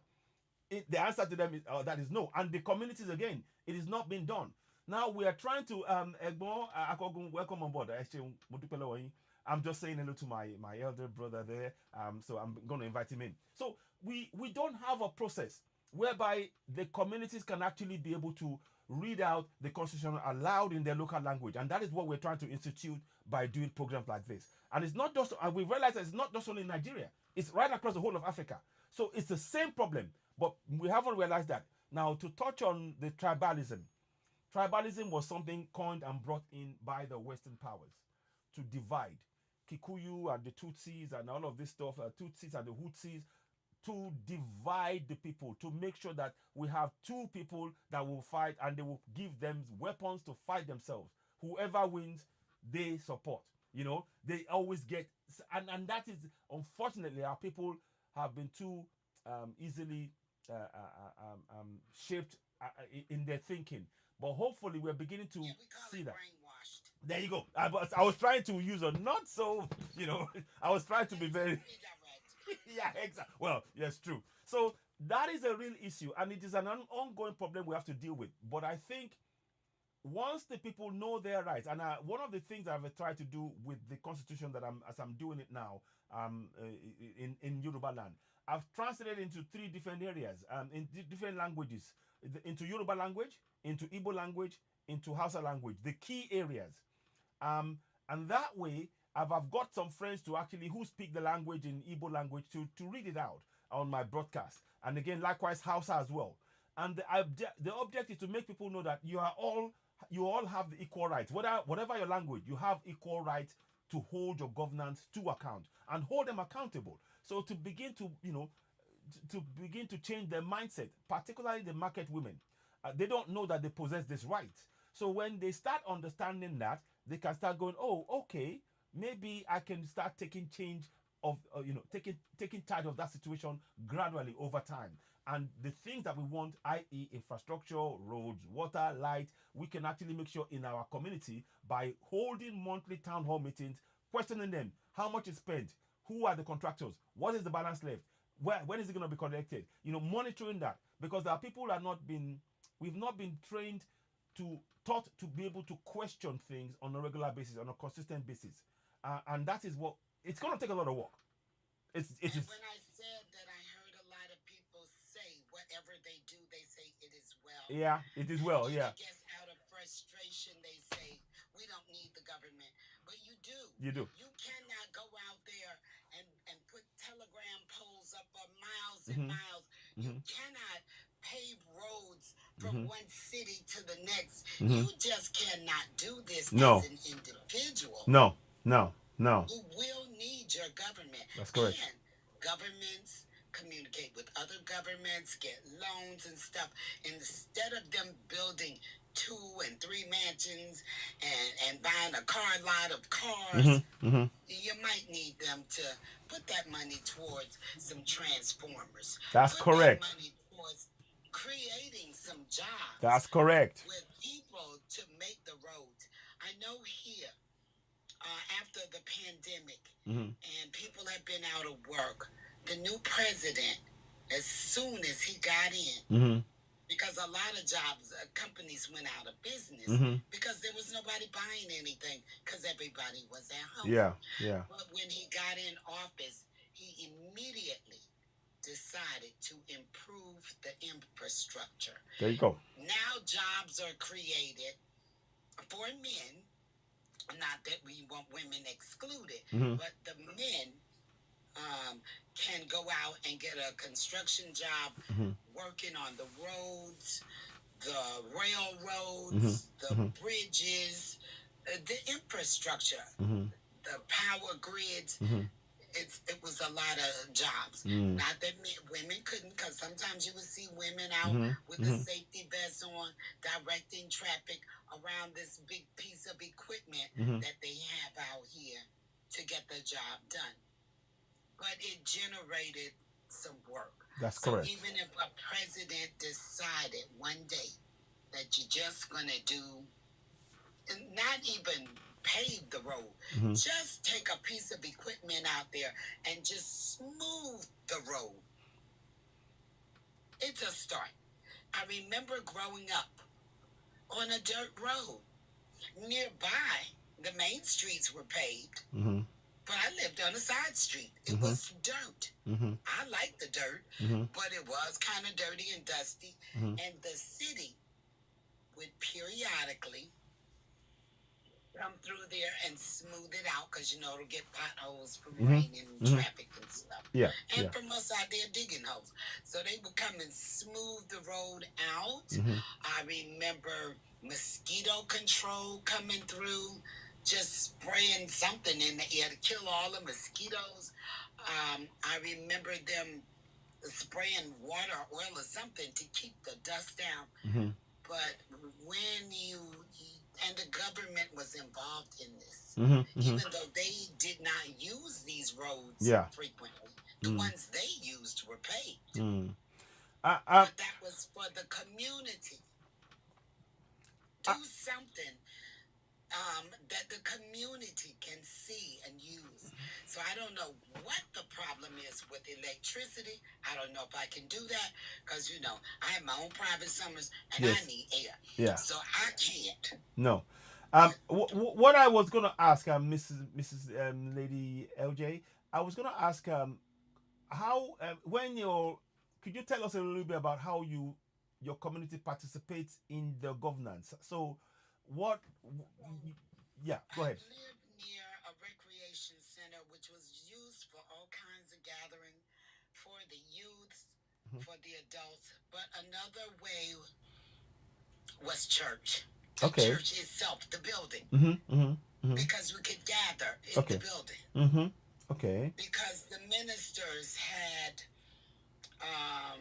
announcements Mhm. about not just church, Okay. but community activities. They have a bulletin board in there where people can put up different functions. So, say you are a member of the church Mhm. and you want to have a little gathering. And they usually took persistence because they may be only a few people at first. But if you do it Okay. often Mm-hmm. and Mm-hmm. stay on schedule, come there on Tuesdays at 8 o'clock. Mm-hmm. You come on time, you're there, Yeah. people start coming in to see what's going on. What's Okay. happening? What are you talking about? What are your plans? Because before you start doing anything, you gotta have some kind of plan. Indeed. Indeed. So as the people grow in interest of what you're doing, either by coming by the community center or gathering at the church, and also by keeping some kind of notes or records or recording the whole thing. Yeah. I don't mean a video recording, I mean a voice Yeah. recording. Voice. Yeah. So Yeah. play Yeah. it back. Yeah. Playback. Right. Yeah. So I know one of my family members worked for a politician. So there was a special opportunity there to kind of, just drop a hint here and there or a note or Okay. and just get their ear. But if you don't, if the politicians are not approachable, you can't go to the governor's office or Yeah. I don't know if they have mayors, chiefs. Yeah. Go by somebody in control's office. Exactly. It may need to be written down so that it's not a verbal and miscommunication. Yeah. Outlined. Number 1, we want some lights. Number 2, we want clean water. Number 3, we want better streets. This is exactly. I'm so glad you touched on that because one of the things that hello Chris Soul. Okay, thank you. I'll add you later on. You are working. I understand. Thank you. Now, one of the things that I've been doing is I've got a four-point plan on top of writing key sections of the Constitution and translating into local languages. 4-point plan is always saying, number 1, make sure you have an independent local community association. Number 1. Number 2, make sure you have an assessment of the infrastructure in your community and recorded. So I like when you said it has to be recorded and written down. That's really important because if you just verbalize it, there's no record. But if you have a record of the state of the roads, now you can now present it. So number 3, again, to reiterate for the people the knowledge of their rights in their local language, the Constitution in the local language, 14.2a and 14.2c, to have that knowledge base. So that's number 3. Number 4, to now write a letter to the council detailing the failings of the infrastructure in their community. And once they write that letter, they now demand for the presence, for the attendance of the local government chairman, state assembly members, House of Reps, the senators, and the governors. And it is mandatory because they are sovereigns that they attend. So they put that in the letter. That way, now once they send it off to each and every one of them and they have to sign for it, once they get that back, they attend the meeting. Now they reiterate their rights as citizens to hold them to account because they are sovereigns. And they will read section 14.2a to them. Sovereignty belongs to the people of Nigeria, from whom the government, through this constitution, derives all its powers and authority.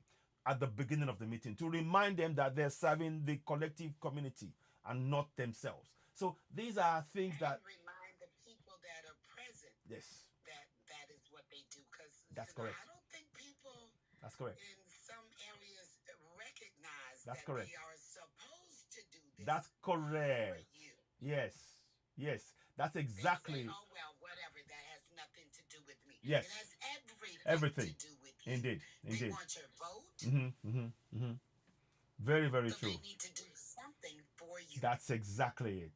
So what you said there, and I asked that question, and I'm really grateful you took the time to explain in detail how it works because it kind of sounds similar, and I needed people to hear that from a different perspective rather than from me, because that way they can understand and how those things fit in their community. All of this, of course, will be in our local languages. So if you're an Igbo person, we would need the work to be done in the community using the Igbo language or Yoruba language or Hausa language, whatever that language, because that's where the engagement will take place. So these are, thank you very much, Share the Lady LJ, thank you for that, I appreciate that. So these are the kind of things the kind of work we're trying to do to break things down. We're not going to say we're going to solve all the problems, but if we get the people engaged in that process, they can begin to solve problems within their own community in a very little to no time at all. Within 6 months to a year, if we are consistent, like you said. And you said something I liked, Miss Lady Lady LJ. You said, first, a few people will come. What's happening? What's going on? We keep that consistency going. suddenly the whole community will be involved in it, and they will know it's in their interest to participate in the process to hold the government to account, which is really the ultimate aim of this plan. Very simple plan, but it's something that is doable. Thank you so much, Crystal. Yeah, go ahead. So the gathering of people Hmm. and brainstorming. That's correct. When I learned about brainstorming, you know what the problem is. Everybody knows what the problems are. Yeah. And they talk Yep. about it over and over and over, but Yep. don't actually do anything Yep. because they haven't come up with any That's solutions. correct. That's So correct. once I found out about brainstorming and how exactly that's done, so on my piece of paper, Hmm. I started going around in a circle. Hmm. You know, some people make lists, two Hmm. or three columns. Hmm. Mine went in a circle. It Hmm. was random at Hmm. first. It was all over the place. Just Hmm. anything I thought of, write it down somewhere on the That's it. paper, anywhere. Yeah. Because part of the process to get all the problems on the paper, Hmm. then later you can go back in there and prioritize them. That's correct.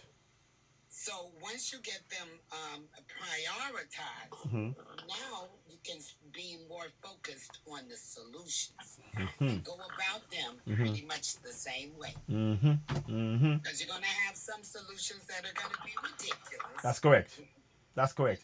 And unrealistic, Hmm. Hmm. but it's okay. Yeah. Write them down anyway. Exactly. And then, you can kind of check off, no, can't do this, can't Hmm. do that. Hmm. Or we have three options that are good options. Hmm. And of the three, which one is the best? Exactly. So that you now have a list of issues Yeah.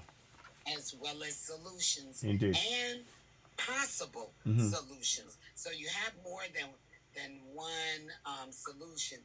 But when you have things in writing, when you go back and look at it again and again, things may change in your mind or your thought process, Hmm. or a new solution. Arrives. You can put those solutions together to come up with something that's actually doable. Yeah. Because when we have these discussions Hmm. verbally, Yeah. there's going to be a lot of over talking, Yes.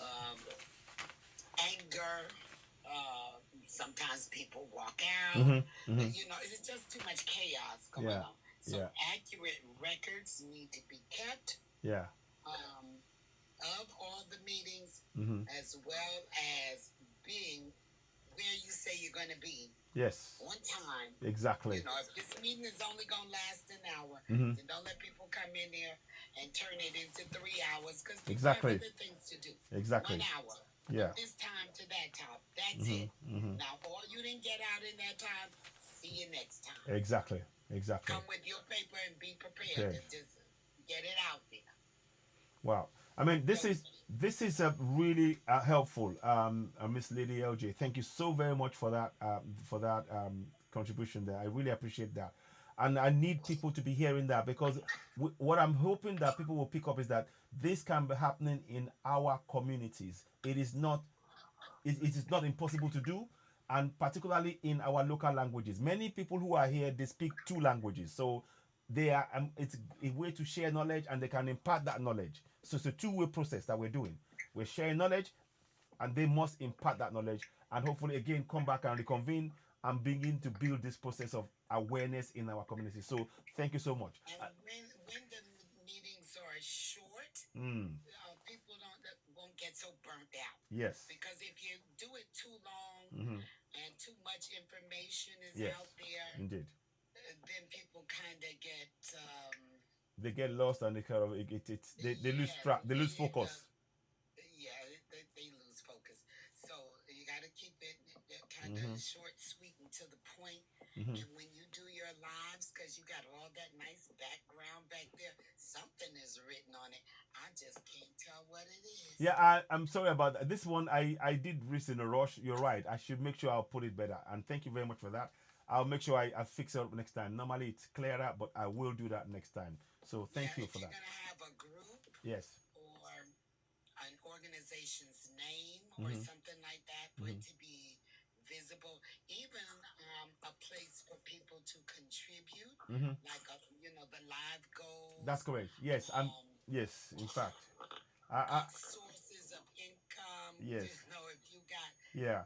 We. Venmo, PayPal, Cash App, or That's it. anything like that, That's exactly it. Yes, yes. needs to stay pinned up there at all time, because maybe people don't want to talk, No, or no. maybe they don't have time, Yeah, they have work and yeah. kids, Mm, but they might be able to contribute a little money that's true. towards That's whatever you're very, going to do. very, very true. I'll be organizing that actually in rapidly. I'll get on top of that as I well. see your 3 or 4 color pen. You writing all this stuff down. You should. Do you record your videos? Yeah, I mean, I can play back. I have access to play back and watch it again, so I tend to do that. Yes. So then, if I see a Okay. clip that I like, I replay it again, or talk about it then much more. Use it as a topic of discussion. So yeah, I have that access. I have the facility to do that. So yeah, it Okay, just I've works. been talking a lot, but Miss Verna hasn't gotten a chance to Yeah, say nothing much yeah. except for when you were gone. Let me. Yeah, thank you very much, Miss Lady LJ. Venome, welcome back. Yes, thank you. Yeah. So go ahead. What would you like to say? If you have any additional comments. Oh, problem solving coach. We've been looking for you, problem solving coach. I hope she comes back. You could, yeah. I mean, we got like Wait a another. minute, a problem-solving coach came in. That's a username. Yes, she's one of ours. Okay, She's okay. one of us, and she's a wonderful woman. Honestly, she's a wonderful, wonderful.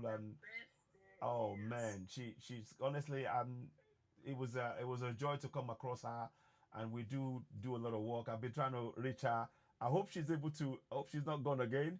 I've invited her. I hope she will join us because she's, yeah. I mean, I she. think that Constitution thing that you're doing and translating that, Hmm. Hmm. once you get it done, because I looked at the Constitution there, Hmm. it is very long and complicated. That's correct. That's it. But the That's. Constitution should not be that complicated. Thank you. That in itself is going to be a task, Mm.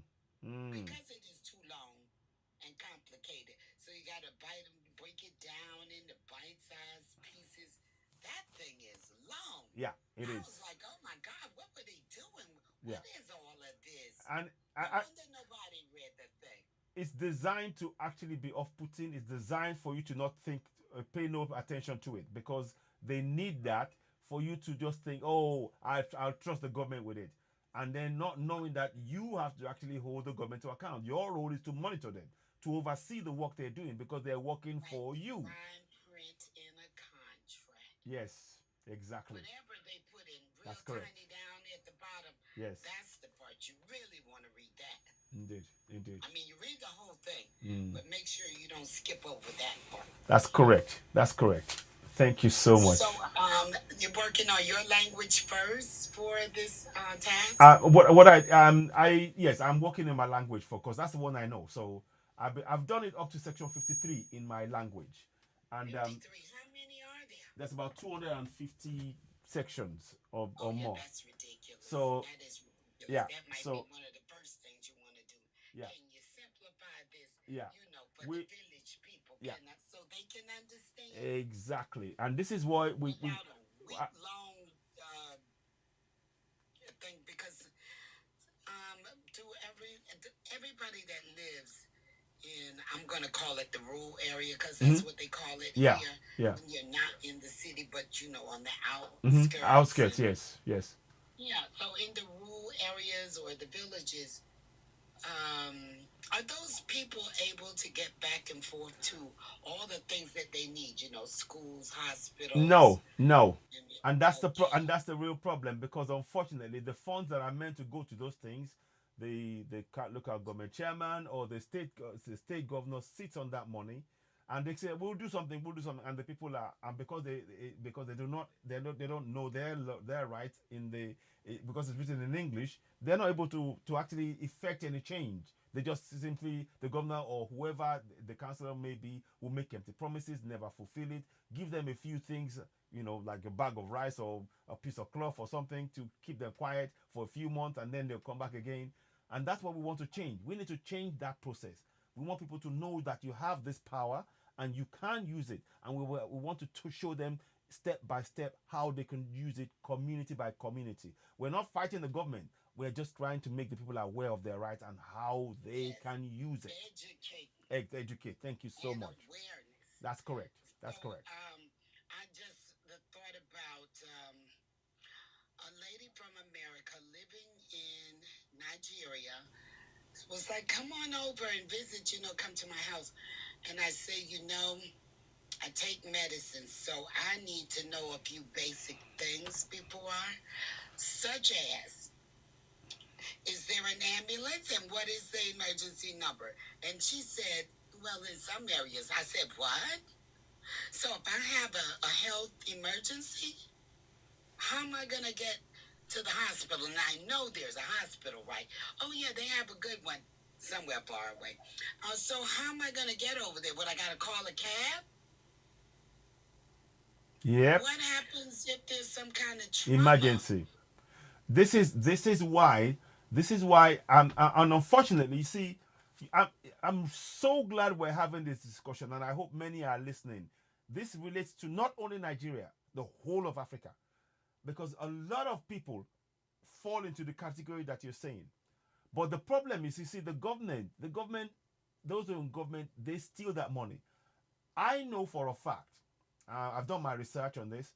It could cost to build a 300 capacity hospital in a community will cost 100 million naira or thereabouts. Now, each of the local government authorities, they get way more than that, 600 700 pounds, six to 700 million, per month. So they could actually stagger and prioritize. I like that word that you used, prioritize. Okay, this month we're going to spend the money on building the hotel or the hospital, so that we can actually have that in our community. Every community should have a hospital, because like you said, your friend should be able to say, yeah, come over, yeah, why don't you come on over? Yeah, we got a hospital, yeah, we got an ambulance. So, but that is what we're trying to get to. All of those things are missing because those in government, they have made sure that the people are not able to participate in the governance to hold them to account. So they just sat on that money, giving it to their girlfriends, go and buy houses abroad, go on holidays, go and just spend it anyhow, but do what they're supposed to do. And you're so right. I mean, I would say to you, you have to make sure that if you have medication that you have to take, and you need access to close things like that, think very carefully before you go. Even though I'd love you to be there, I'd love you to be going. But these are the kind of things we want to create. We want situations that you can go to any community, and there will be no difference between you in the US and being in that community on ground in Yoruba land, in Igbo land, in Hausa land, in geographical location of the nation we call Nigeria, or in Ghana, or anywhere in Africa, because it is our right. So that's what we are trying to go for. We're trying to and let people know that, and particularly in their languages. Um, there's a little interesting thing that a late Professor Sophie Oluwole did. She studied children, and this is where I know that we can do this. She studied children that were not speaking English, or French, and then, well, let's say English actually, because that's the area that she knows more.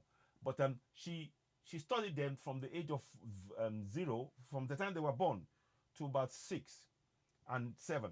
And she said that their development in their mother tongue, their conceptualization of solving problems, of addition, subtraction, of being able to, socially interact and all of that, was far stronger the minute they sent them to school to learn English.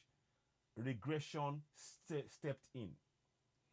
That proved that the people were able, in my opinion, they will be able to comprehend and interact with their governance, were the constitution to be in their local languages. Because she said that, when you compare our African children with European children at that age, they were far advanced in their thinking and their capacity to solve problems, and to be able to visualize how to get around difficult things. And that was something that really struck me.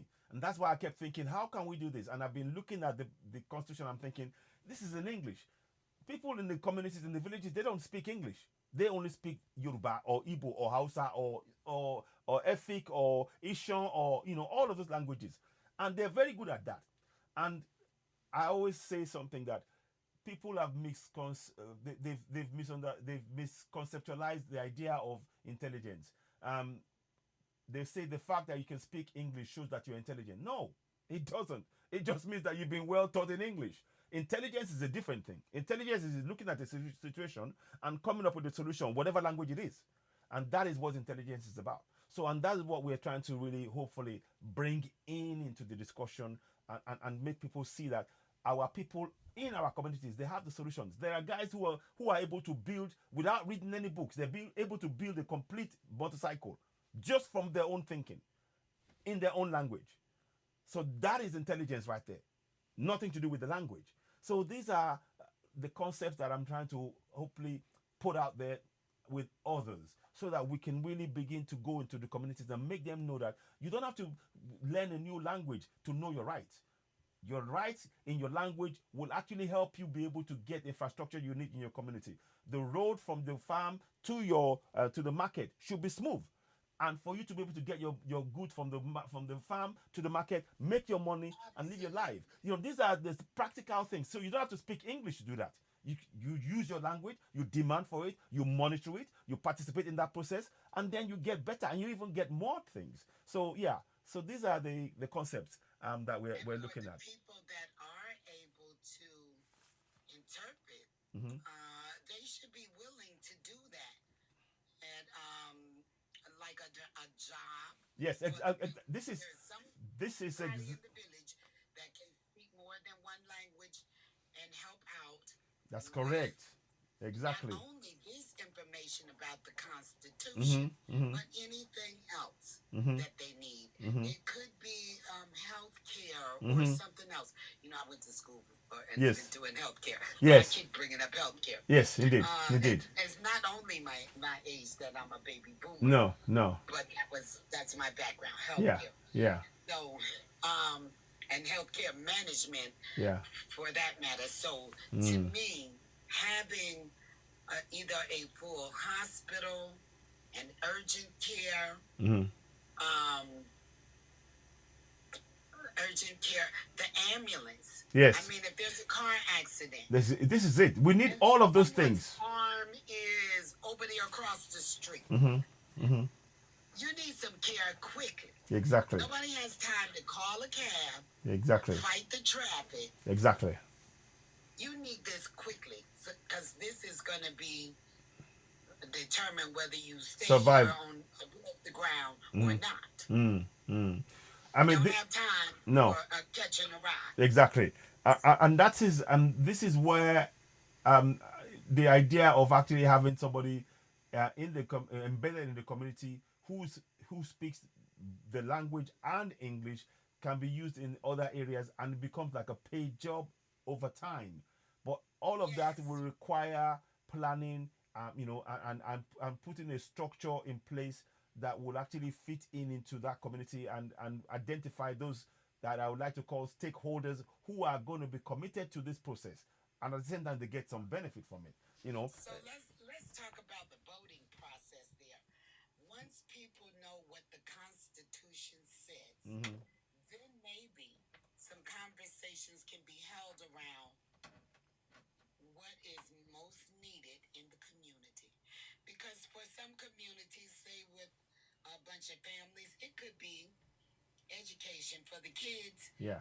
And for another community, Yeah. it may be health care. Yeah. Maybe there's some place where there's construction going on. People are getting hurt frequently. Yes. It might not be big wounds Yeah. with scrapes and scars. They just need cleaning and, a little antiseptic and a Band-Aid. Exactly. But if you don't take care of that, it can turn into a nasty thing that There you can go. have a limb There you go. removed or, unalived. So, Yeah. healthcare and food. Mm. I don't know why on that huge mass of land, there's such food insecurity. Mm. I live in an apartment. Mm. I let all my house plants so I can buy herbs and put my lemon seeds and my, and the I can root an onion. I saw it sprouting. Okay, I'm gonna let it sprout. The potato, it sprouts. Okay, I'm just plant it in the flower pots. But all that big mass of land, why is there any problem with food? Quick question It's just too much land. about that land. And here's the problem that people, that's why I'm so insistent, and many of us now, that we really need all of the Western bases to be out of Africa, because what they do, unfortunately, the bases, they stock them up with arms that then make sure it finds its way into community, into the local communities, in to create tension. And then they are Jungle justice. then they get themselves to fight each other, either based on using religion as an excuse. For example, Boko Haram, for example. I mean, all of these places. What we found out, that what we are realizing is that where you have all of these communal tensions, there are weapons which, by rights, those who are holding those weapons, they shouldn't have access to. So it's a combination of the government and the Western powers with their military bases funding those things, and that impacts the farmers. Now, once you chase the farmer away from a community, that community starves. The farmers they're happy to farm, and that's their trade. They can sustain a community without any money, because they are growing the food, and it's getting to the market, and they're keeping some for the local community and all of that. But once you break that link in that community, the farmer is a very important link. It causes starvation. So you will see empty land. Many of those farmers end up in what is known as IDP, internally displaced camps, people's camps, which is, for example, in Nigeria, there's 2 million people in a place in Plateau in IDP camps. Many of them are farmers. That's because the weapons that have been coming in from all of these Western forces, who are secretly, providing for this arms to them, is actually destabilizing that. So that is another thing we're trying to look at. I don't quite. I mean, obviously, that's part of that brainstorming. There you go. So yeah. The military, or the police, because it should be someone's job. So Well, allow that to happen. Well, now this is where you get into the situation where the government, knowing fully well that the people don't know their rights, they actually use the army and the police to oppress them. So, and this is why teaching people about those powers of the Constitution is so important, because you got to start there. That's correct. Because what they do is they try and say, oh, no, we will do this for you. We'll promise you this. And if they don't, well, no, actually, we're the law. I can tell you what to do. You have to follow what I say. And because they know fully well that the people don't know their rights, the people are likely to accept it. So they use the police to oppress. They use the army. And the army is meant to be actually protecting they shouldn't be in the community.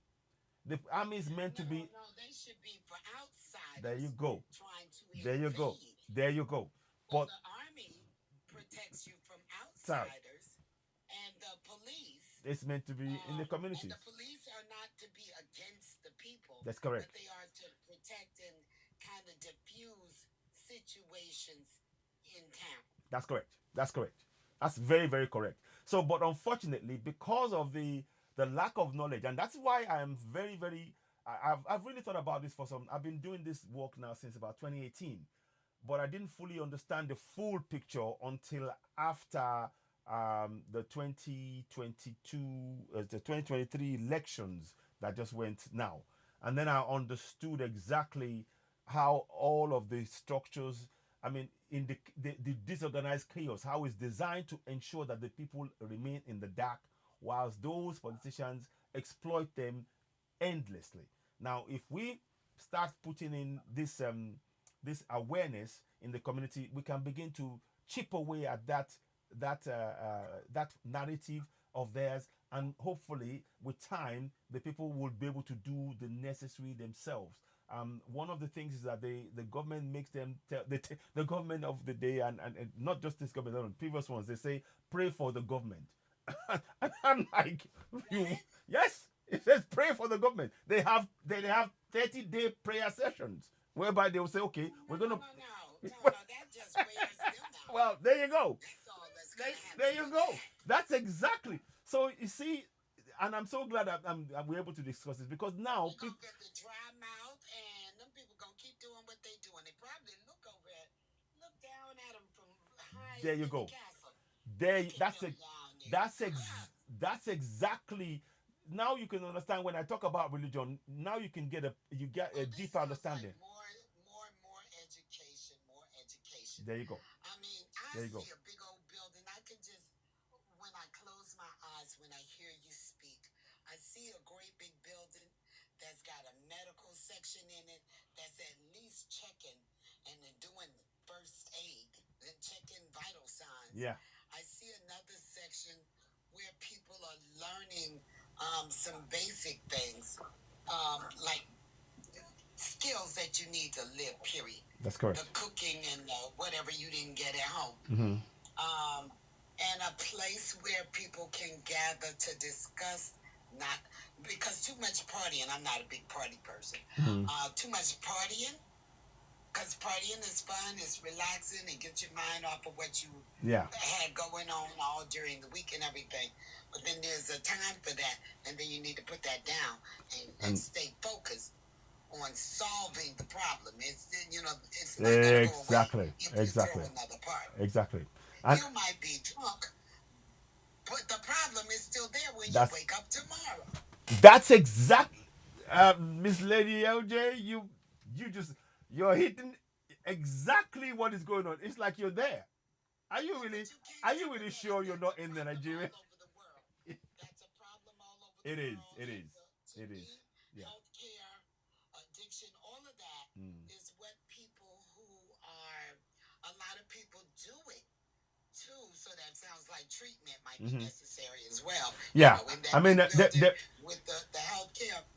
there But people tend to do that when they can't do whatever it is, solve the that's problem. correct. That's AIDS correct. might be the problem, healthcare might be the problem. Because from what I just heard, if somebody has cancer, they're out in a rural area. There's no way to get there. The road is raggedy. They're in pain, and they're just going to leave the earth, and without That's much concern from anybody, that's it. That's let exactly alone any it. kind of help, Yeah. comfort, measures, nothing. You just, so this may be hurtful to the people around them watching it, that may fall in the same category later on themselves. That's To me, that exactly that's how it's gonna go. yeah. So people tend to try to escape reality. And there's an epidemic of that right now. There's a exactly and there's a serious epidemic. People take things that are meant for just using it as a temporary thing to solve pain and all that. They mix it with Yeah. something else, and then there is a raft of epidemic of that going across now in in many parts of Nigeria. Unfortunately, I hate to say it, but that's the reality of it. And these are the things, and that's because of the lack of knowledge. And when people say it can't be done, oh, this and that, but they end up doing the things that's going to make them live the least possible amount of time on this earth. And that to be able to, that's why that knowledge is so key. And I love the fact that when you stated, when you asked that question, are they taught this in primary school? Because my plan is to make sure that they are taught from the age of 4, because in Nigeria, from the age of 4, you are taught about the Bible, you're taught about the Quran. Well, why not be taught about Wait a your minute, own they teach constitution? the Bible in school? Yes, in Sunday schools. Oh no, no, no, no, On no, Sunday no. schools. So I Sunday see schools. now. You clouding up the There children. you So go. keep Now you. this Aha. this scandal going, There, because it's really a scam. there you And you're go. gonna keep it going There you and go. clouding up the minds of the There you children. go. So even if adults want to do something different, the children are looking and thinking, oh no, they're not going right, because they told us in school today, all that Bible stuff. Every That's Sunday, home stuff. every Sunday, Sunday school, while the parents are in what do you call it, in church, they are teaching the kids about the Bible and all of that. And then by the time you get to second primary school, again it continues. So, but nothing of that is done about the Constitution. So, and the both, and this is entire system. I'm telling you. Curriculum needs a change. Oh yes, of course. Oh yes, of course. But you see Okay, so not only a change in curriculum, that this is them stressing things that are least important. Because you know, when King Leopold sent that letter over there, and he did mention that you, the grown people, is probably a little late for them. Yeah. But you know, if you just keep pushing this Bible thing on them, point out certain parts, exactly. tell them it's okay for them to starve to death. That's It's it. okay. Exactly. They get it, but what you really need to do is get the Children. Put Exactly. that in the children. Exactly. So the children are going to be okay when you see your parents pass away all thin and hungry and uncomfortable and poor. Yeah. You know, It's because they're being looted the whole time. yeah. So they're telling you, teaching you, and now they've taught your children to be okay with it. So maybe that's why people often say it is well. Yeah. Whatever happens, it is well. That's correct. Because of the I heard some conditioning. it is wells about some things. I said, oh no, that is not well. Not having it. What we got to do to get this fixed? Because no, that's not well. But I heard that saying a lot, and I wonder why they always say it. Is it because of the Things that are messed up and bad? Why they always say it? It is well. It is not well. that's It because needs fixing. that's what they've been conditioned to say from the young age. From 4 years old, you're taught either in Christianity or Islam, and that in fact the people hold on to that for dear life more than anything else. That is why you hear me talk about this. I don't mean to be disrespectful to religion, but in the specific situation that the narrative I'm giving you, you can see how damaging those things are, because it literally clouds the mind of the people. They don't, that's why you will see many Africans who are, they say they are religious. Oh, they are very, very, religious. No, it's indoctrination. You know, They are brainwashed. that's correct. That's correct. They are tricked by the oppressor. That's correct. They are deceived. This is it. They are okay with allowing someone else to steal your stuff. There you go. And I have actually heard black people being okay with, and I'm not just talking about Africa. No. Either. I'm talking about globally. Yes. Black people Yes. saying Yeah. that the horrible, wretched things that are done to black people is okay. Yeah. It's okay. Yeah. And I keep saying, what is wrong with you? That is not okay when you do it to other nationalities. Exactly. Why is it okay for you? Yeah. Do you Yeah. not love yourself? This is Do it's you all think less of yourself? Why is this okay for you? it's all You about can't conditioning. You can't come and take all my money and all my food and tell me here, you just, have some crumbs. Yeah. And tell me to say it's okay, Yeah. because I'm not okay with it. No. I'm a big fan of food. Exactly. I like to eat. Yeah. And if you eating good, I want to eat good too. Yeah, exactly. Now, don't try to tell me that I need to wait for crumbs. Mm. I'm not okay with that. And I'm not going to say it is well. They probably wouldn't have made it with me on the boat out of Africa, because I probably would have talked so much they would have just tossed me out. And I would have been trying to go. Me and whoever trained to me, come on, y'all, let's go. You're probably right. That's probably what would happen. We gonna be shark food. I don't want to be no bed warmer. I don't want to be no free worker. No. I don't want to eat scraps. Let's just go be shark Yeah. food. Yeah. Let's end this right now. No. I don't want to do it 100 years from now after Nah. we're all rich and stuff. Let's do this now. Yeah. But no.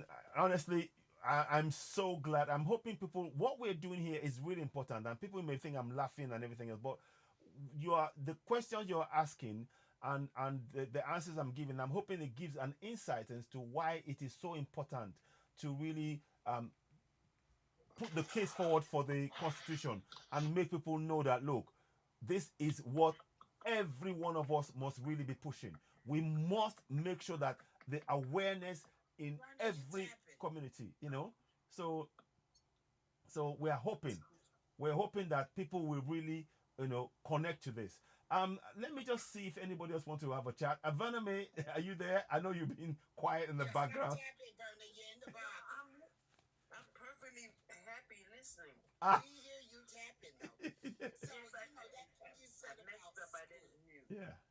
Yeah. So go That ahead. thing you said about the school and what they're teaching, because they're pretty picky here about what the curriculum is. Mm-hmm. And the schools that are in certain areas, Mm-hmm. if the parents don't like the curriculum, Mm-hmm. they'll take their kids out of there and put them in private school. They will homeschool them because we do have a That's the bunch of pro. internet and electricity, and it can be done on the internet. So little kids are learning different languages, whatever language the parents want them to learn. They're learning different curriculums, but certain things are mandatory. What is not mandatory is religion.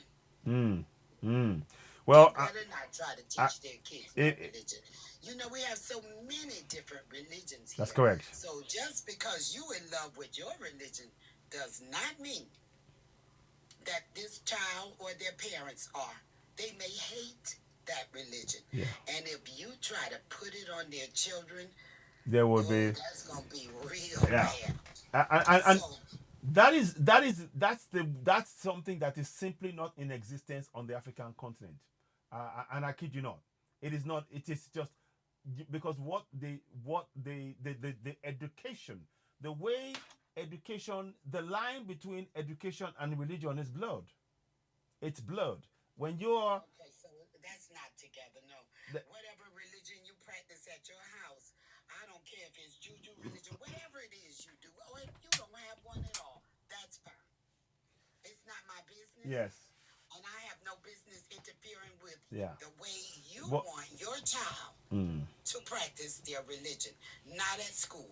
So every child in school got to practice whatever religion they Well, talking I mean, about at the school. you are it is you haven't got a choice, especially once you're sent to there. Oh, no. They're No, not no, no, they're no, not you're not even allowed to think. You just have to follow what they're telling you, and of course there is no the children are not allowed to. You just follow what you're told. You don't question. You don't. There's no. So the indoctrination goes on. That it is okay if you sitting up here starving to death, it's all right. Because here, the children can get food at school.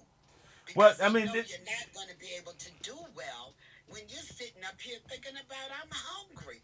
you see, So some. the schools always have nice lunchrooms You and see? a whole bunch of workers in Yeah. there making not just something to fill their bellies, potato chips.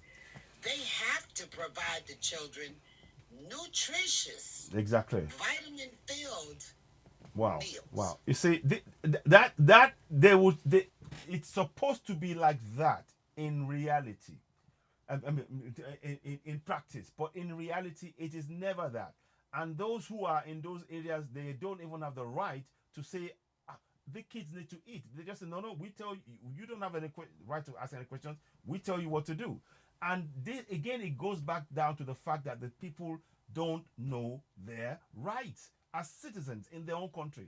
So they get afraid of, there is this fear of governance. There's the fear of the people that you elected into office. There's the fear that, if I speak again, they may kick me out of my job, or they might, they might not, my community will not have good roads. People are very docile.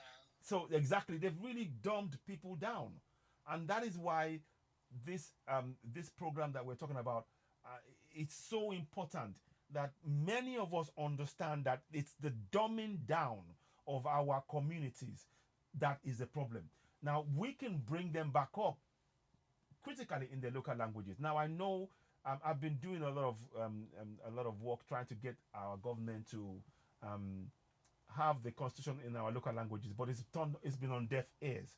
So I've resorted to doing it myself, trying to print out particular sections and reach as many people as possible and create the awareness not only in Nigeria but in the whole of Africa. Because guess what? It's the same problem. When I talk to people in different areas, I suddenly realize, hang on, this is exactly, they may be speaking a different language, they may be speaking French, but it's exactly the same problems. In a different country. Thank you. So that is why this is so, I can't overemphasize how important this is. And I hope that They don't teach history because no, they've been taught whoa, no. Oh, no. They don't want you to remember who you are. They did, how they did it, what they used that religion to do it, then people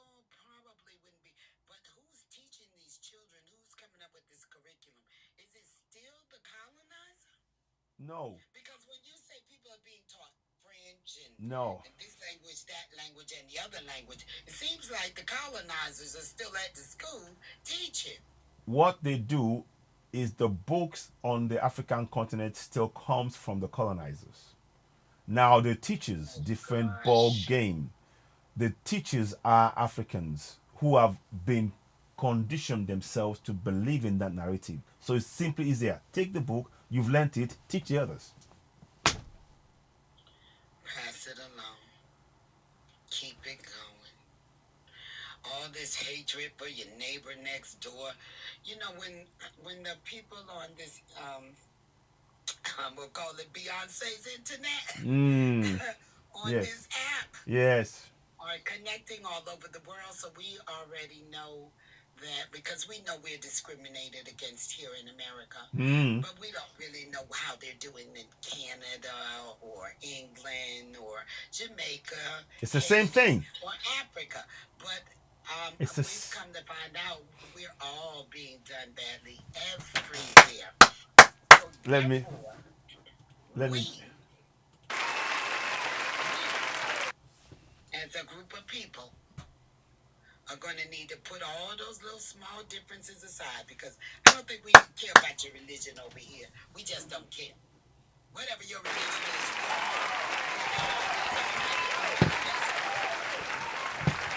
come out of there and go to the grocery store. Can you just, conversate, shop together, eat together, do whatever you're going to do together? If I don't agree with yours, I may not even know what yours is, or if you have religion, because that's not part of what we're doing to live, to unify, to solve the problems. It's just not part of it. So when you say that the children are still being indoctrinated to this day, I understand that democracy is fairly new. Africa's, Nigeria and other countries, fairly new with this democracy thing. So I understand maybe the leaders themselves are not fully sure. They just got a position where they have access to money. So got the money, spend the money, because those people don't know exactly how much money I have access to. And they say it is well. They used to it. So it almost seems to me like the slave master set you free. They didn't give you nothing, but they did set you free.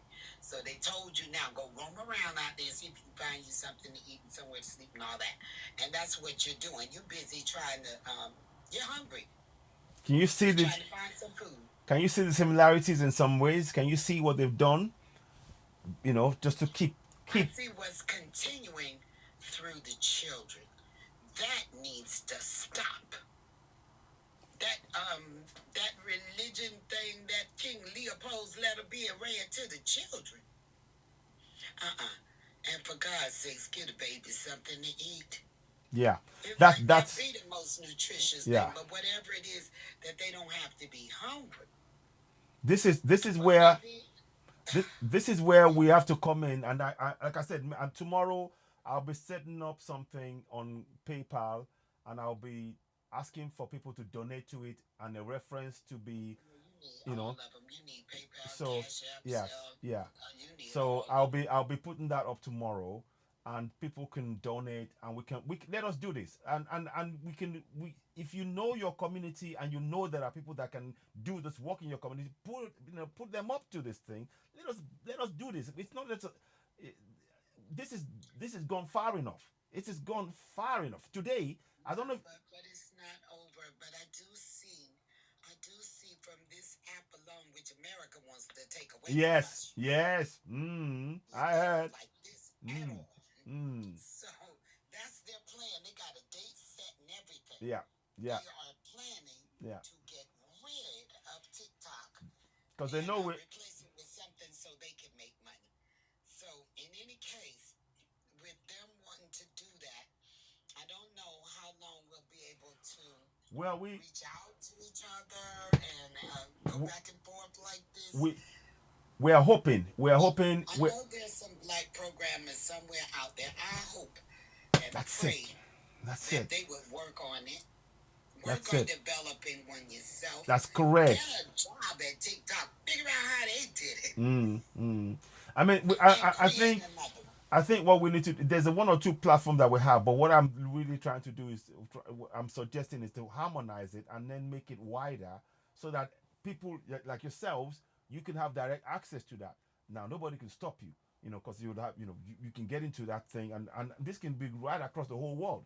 I'm not just thinking Africa alone. This is because we Yeah. need. This is got to be, because this is something now that everybody knows. We now know what's been happening, and we've all been able to connect that dot.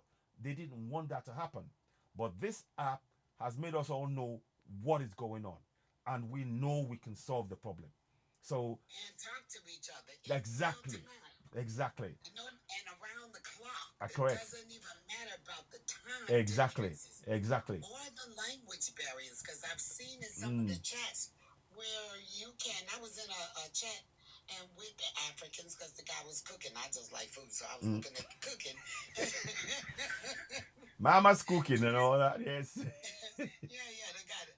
Well, he caught my eye when I was flipping, and there was an animal head cooked on a plate. Hmm. I never seen no the head of nothing but a fish on a plate. Well, I So mean, this it's yeah. this was a goat or something. I don't Hmm. know, whatever it was. I saw a Yes. bunch of teeth Yes. and some ears, and so I paused there. And then they were speaking English.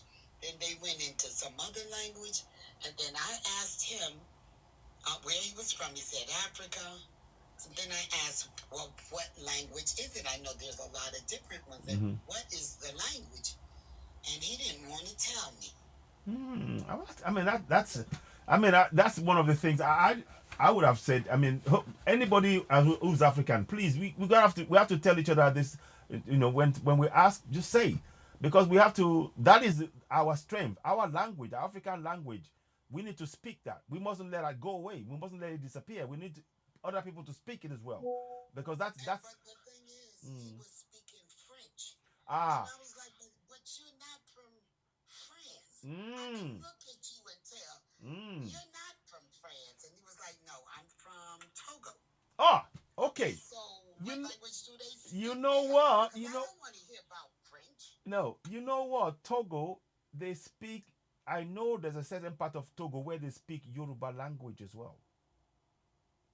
They do. Okay, because he just act like he didn't want me to know See, what his mother language was. but they see And that. I just thought that was the weirdest thing. Why Yeah, won't you just tell me? you know what that is. You know what that is. That is about the guard raising our guard up against each other. That conditioning again. So when we, oh no, no, my group, no, no, I'm not gonna let you in. Whereas what the big picture that he fails to see is that the fact that he's speaking French language on his soil, is the sign that he is not a sovereign in his own land, and he doesn't see that He's big in picture. America, Mm. came from Togo, and started speaking French and only wanted to do French, inviting in the French friends. But I saw that little button at the bottom that He just said translate. yeah, And a lady made a derogatory statement, yeah. and I went off on her There you because go. Mm, you thought mm. I didn't know Know what what you was were saying. exactly, exactly. I mean, I think this is one of the things that we have to, as a community, be aware of. We have to start making conscious moves to make sure we are aware that, look, when we are fighting each other, we are fighting the battles of those who divided us. It is that simple, but people Well, don't you connect made that. that nice and fancy to say that about the oppressor. Well, but I'm trying to be. I got a one word for that, oppressor. Yeah, yeah, yeah, yeah. But Colonizer. yeah, You can yeah, use either one. yeah. You see what I'm trying to get, what I'm trying to do is all that energy. I don't want to focus on the words that is going to make us just all riled up, but I want to I bottle don't get that. riled up from that because I know what Yeah, good, happened, good, how it happened, good. when it happened, Exactly. but Yeah, it's still being influenced that's correct. by It is. the colonizer, Mm-hmm. the language they left, the Mm-hmm. the lifestyle they left, the food, the laws, the rules. I mean, Yeah, If yeah. you can't say it, my God, how are Mm. you gonna fix it? Exactly. And we have to say it. We have to say it. I mean, today's program, for example, how can you be putting sulfur, manganese, benzene in fuel to be used in Africa, in the West African coast, knowing that it will cause serious cancer harm, death, yeah, and all of that, unaliving of people, premature children, and then you say you're making business, and you do not allow. Making money and they don't care. Yeah, but that, I mean, but so the same people are saying, telling us to believe in democracy when they're actually unaliving our unborn children. I mean Okay. So that's.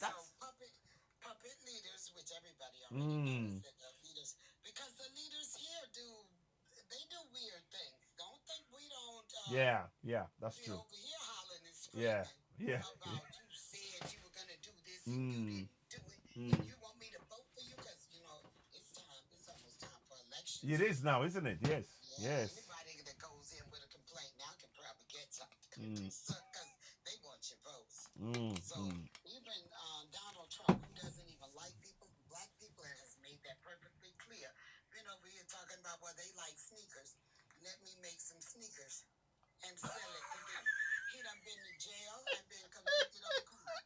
Oh my Now he's God. walking around giving speeches talking about, well, black people, these people you don't like. We know that I know y'all can relate to me now since I've been to I mean, jail. Like, make all of us go to the jail. the nerve, the nerve. Yes. I'm sorry. I'm sorry. I'm laughing. And the worst part of it Whoa. is there are a few black people There's that always are one. following this man. There's I'm always. looking at them thinking, are you serious? I've seen You them. I've must be seen them. kidding me. I've seen them. Yeah, they are following him. And I'm thinking, oh my God, he's leading them right to the edge of a cliff. Mm. And he's going to fall off and they're going to follow behind him That's because it. he just can't save everybody. No, no, no. And that is true. I mean, I often wonder when I see them holding the flag up, and I'm thinking, do you realize what you're doing? Do I mean, not that Biden is any good either, to be honest, because I've heard some things he said as well, and I'm like, okay. Well, have you heard some things that Biden said in 1969, 96? Biden has since tried to do better Mm-hmm. because when people are going along with racism, all the white people go along with it. When people are going along with discrimination, all the white people go along with it. Mm-hmm. When black people start saying we done had about enough of this and we're not going to take it anymore, Mm. and they start saying, okay, we're gonna change. Mm. For instance, when Biden came in, one of the first things he did, besides the infrastructure bill and Mm-hmm. creating some jobs, Mm. was he passed the Asian hate bill. He had only killed unalived. So sorry. Mm-hmm. He Yes. had only unalived about 2 or 3 Asians. I think somebody jumped one and unalived them, and then they were beating them up. Mm-hmm. Well, Mm-hmm. they've been unaliving black people for centuries. And we wanted the George Floyd bill passed. Oh, But you didn't do it. they won't do it. I'm sorry. They're not gonna do it. Well, but it's really not just on the president. He cannot No, no, no, make that no, no, decision by no, himself. He no. got to have the backing from the House and Congress. And, well, there's a bunch of racist people in there. If they say no, then they could just keep that thing out there dangling for the longest. And then there are other important things going on, such as the war that's going on Ukraine, Oh. Israel. So you really can't just focus all your time and attention on that. But another thing he did, which has never been before here, Mm-hmm. there's a black vice president. Does Africa have vice presidents? Oh yeah, we do. Yeah, we do. Yeah, yeah, we do. Yeah. Oh, okay, because I had never heard of the vice president. I heard nothing about him. I know the president is. I don't know nothing about no vice president. So, but yeah, we got a vice president. And in the beginning, they may take a bunch of pictures together. Mm. And every now and then he'll send her out on a mission to another country, go talk about some irrelevant stuff, like the Yeah, gay stuff. Nobody yeah, yeah. care about. But Like you when, gotta put her out there to say that she part of the team. You can't just get her on here and then hide her in the closet for the whole time. You gotta bring her out every now and then, that's at it. least for a photo. Say, hey, I'm she here. went over here, she went over there. Yeah, Part of the perks of being a thing, you got a free trip. You went over yeah. there, you said some ridiculousness about gayness, and then you got a trip Mm, out of it, mm. and then you come on back home because we're not gonna argue about No. that, and we don't even get mad with people when they say no, get on out of here about Mm, it. mm. We don't care. No. Now I heard some countries say that. I said, yeah, well that didn't work, but she tried because they sent her to do Mm, that. But mm. personally, I thought Biden, you shouldn't have did that. That Yeah. was not a good thing No, to do. no, no. It's yeah, and that tells you where exactly what their mindset is. It's not going to change much. It's just a question of, yeah, but you did see her there. Oh, but you did see her there. Oh, don't forget with it. But Yeah, because I think out of his term, and she went to 2 or 3 countries, but it was nothing important. It was just I call that kind of stuff shenanigans and wasting time. That was distraction, distraction. taking pictures and stuff like that.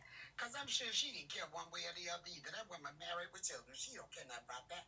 But if you make it her mission, go over there and say it, she did. Yeah, So yeah. now that that's all complete, do some shopping, eat some good food, and come on back. Oh boy, yeah. I mean, So Biden is done. He's just the lesser of the two that's evils. correct. That's correct. That's correct. Yeah, That's because my Trump sense wants to too. be a dictator. We don't want that. Mm, He mm. done already said he's gonna be dictator for a day. He's already said and done an attempted insurrection, and then he says it's Yeah. gonna be a bloodbath if Oof. he doesn't win. Yeah. So he didn't win before, and he may I, not win this time. And you already tried to I, actually physically take the Capitol, I couldn't believe and that didn't. when he said that Yeah, word. he That doing is. too much. The groping women, the selling military secrets. He do too much. Yeah. Yeah. Yeah. Yeah. It's not. That's not a good representation. I don't know if people in other countries think about the person that you have representing you to the world needs to be of somewhat good moral character. Mm. And for a man to be groping people, stealing secrets about your military and taking them home and inviting other countries to come on over and bid on it, the Yeah. No. character is just too bad. Yeah. Not a good He look. called, I live in Georgia. He called Georgia and told Georgia, y'all better find me some extra votes from somewhere. Yeah. And he recorded the call. Everybody now knows about it. Yeah. I Fine. mean, All I need is 52 you votes, tried and to I'll be all right. cheat and you got caught. It's a no for me for Trump. And Yeah. what really did it for me Yeah.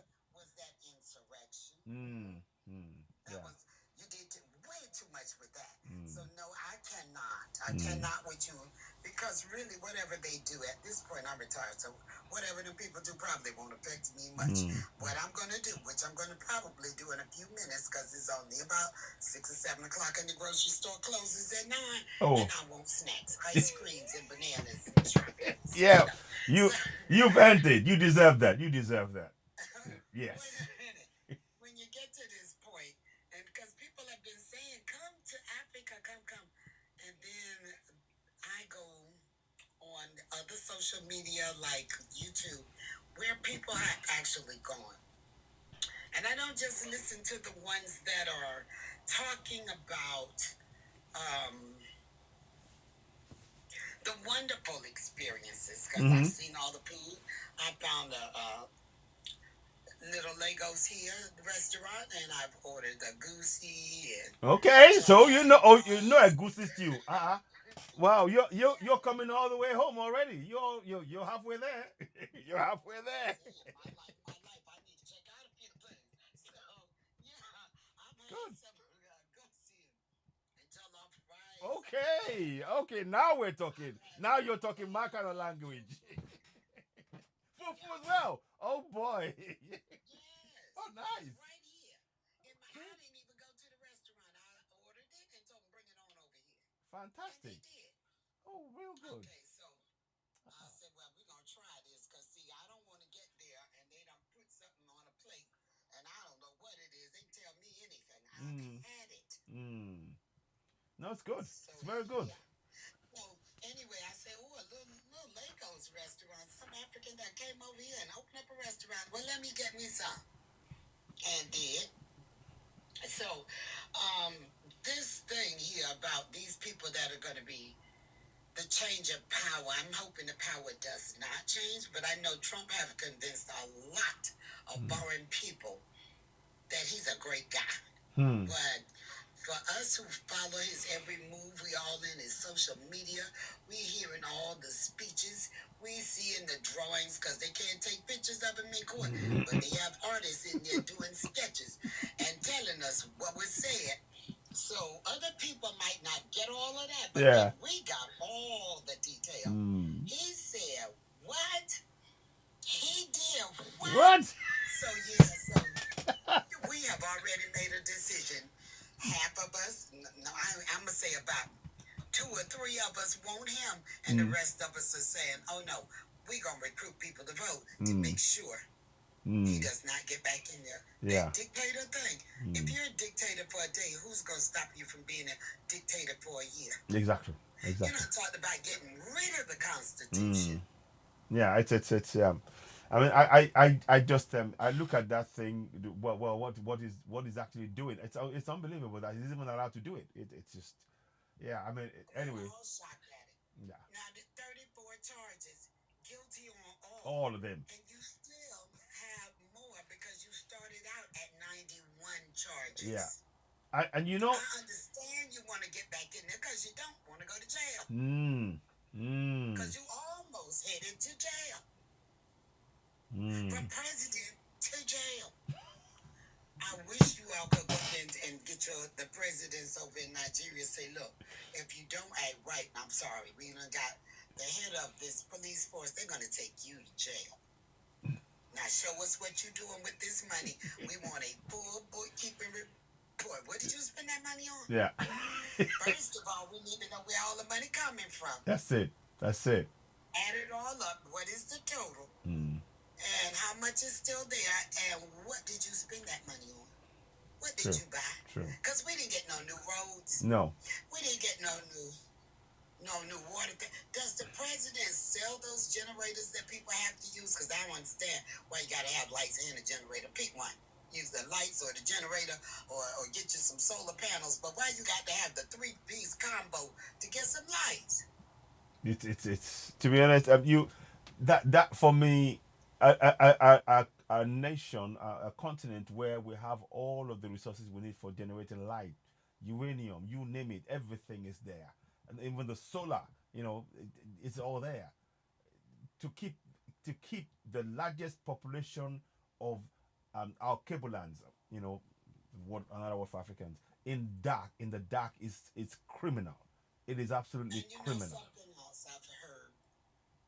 Internet.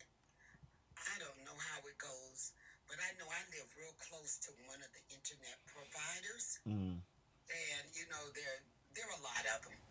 Oh. So they compete with each other with the price. Oh, somebody just said something here. Miss Lady LJ. She said Trump being president, is it possible it could be positive for our community? Hustle. Yeah, what community is that? The African community? No. Certainly ain't gonna be good for the black community. Nah. He all for the. Listen, Trump ain't really that racist when it comes to whoever got some money, because he's real selfish and greedy, and he makes that known. So if all the black rappers got some money, he gonna be right up in there trying to rap with them. Oh, He wants to get money. the person hustler, right? He's just laughing. I think they were asking in a joke. They were just laughing. They were. I don't want him trying to change my way of life.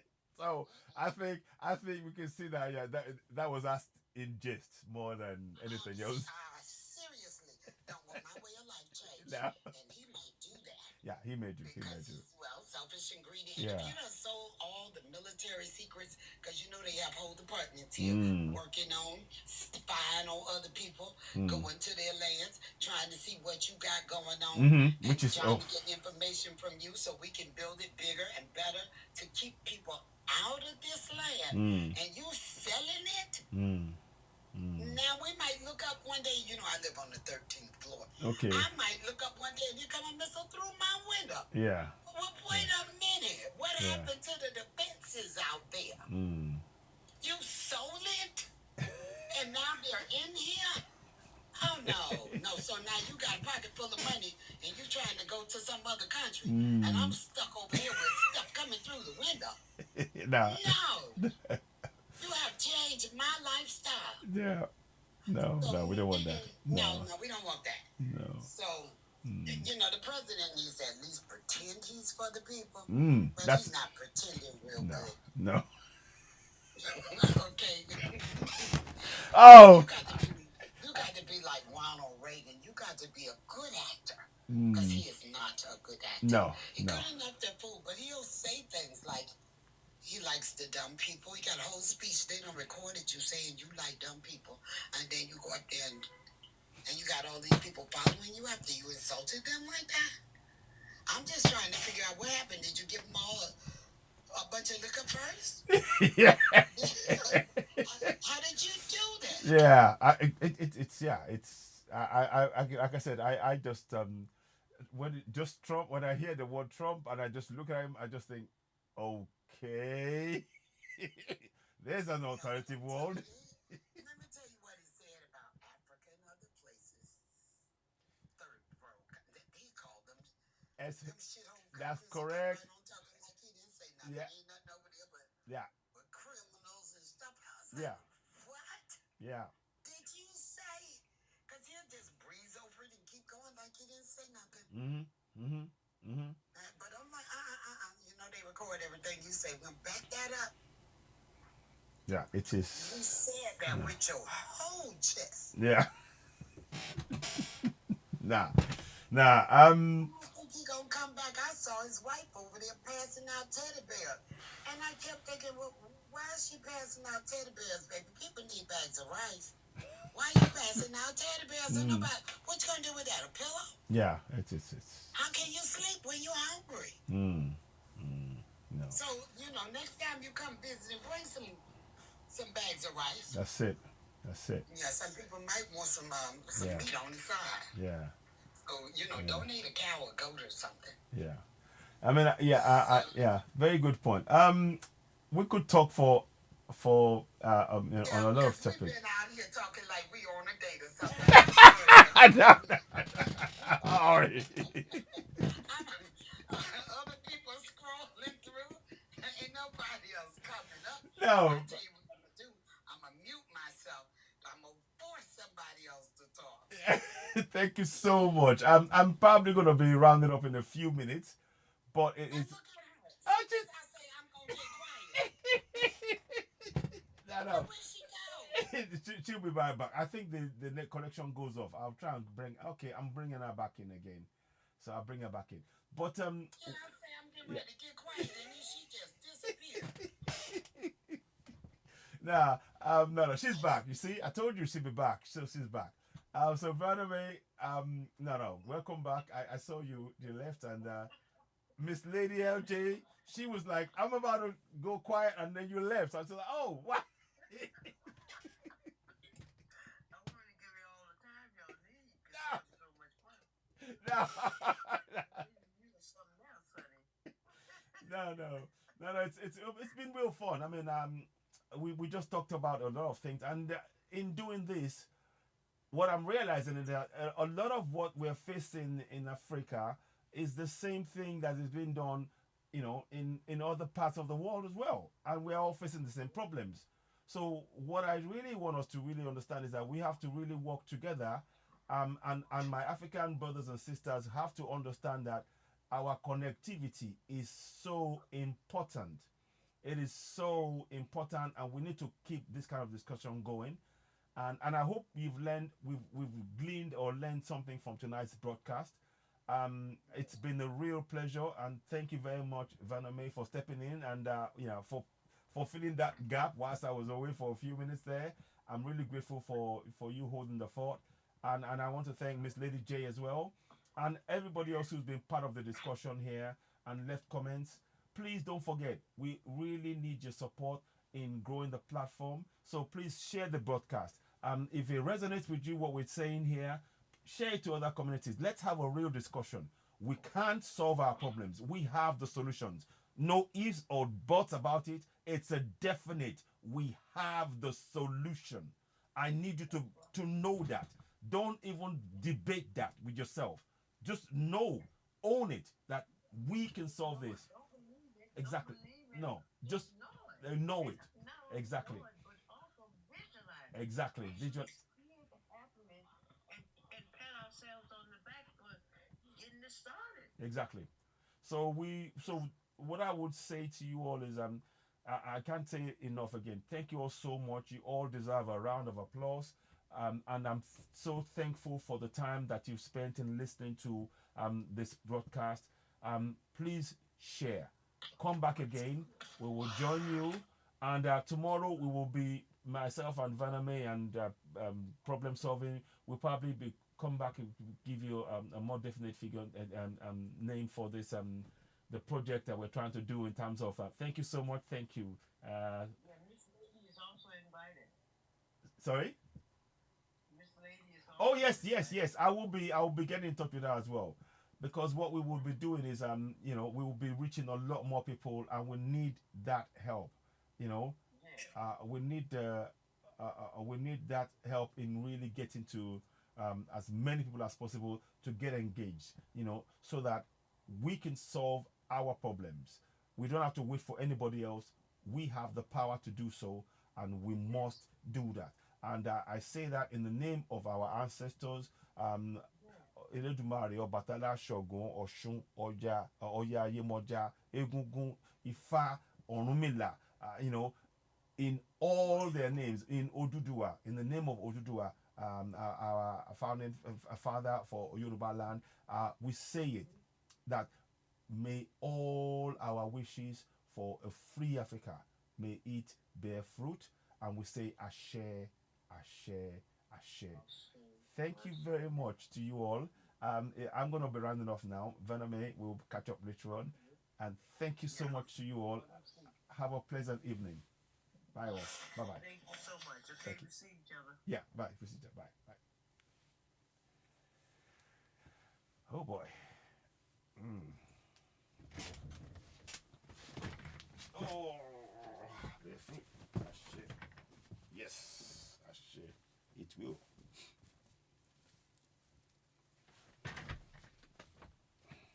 All right.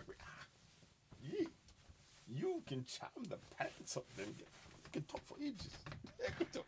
That won't come back on one. Come back on, sorry. We're just chatting. They will just talk. You know? So, guys, I gotta go now. Yeah, we could chat for ages, man. We could chat for ages and ages and ages and ages. We could chat, chat, chat. I really have enjoyed it. I'm gonna go and sleep now. So we're just chatting, and it was fun. It was really fun. I hope you've gleaned a lot from what we talked about. I'm about to go and wrap up now. Please do watch the video again. I'm really tired now. It's about 1:50. I'm gonna get up early tomorrow morning. But like I said, it is fun. Um, Please, above all, we have to put a stop to what you're seeing on the screen here. We have to put a stop to what we're seeing on the screen. Let me just put this on quickly. Africa cannot be a dumping ground for all of their nonsense. We need to put a stop to it. So what I'll say is thank you very much. You've been listening to Citizen Wide, the platform where we speak to the power. I'll be back tomorrow. And also, please do help us by sharing the broadcast, subscribe, share, like, hit notification button, give us thumbs up, and help us reach more people. But I could talk, and about this, but we need collective action in the end. The action is what we're looking at. Translating the constitution into our local languages is of immense importance.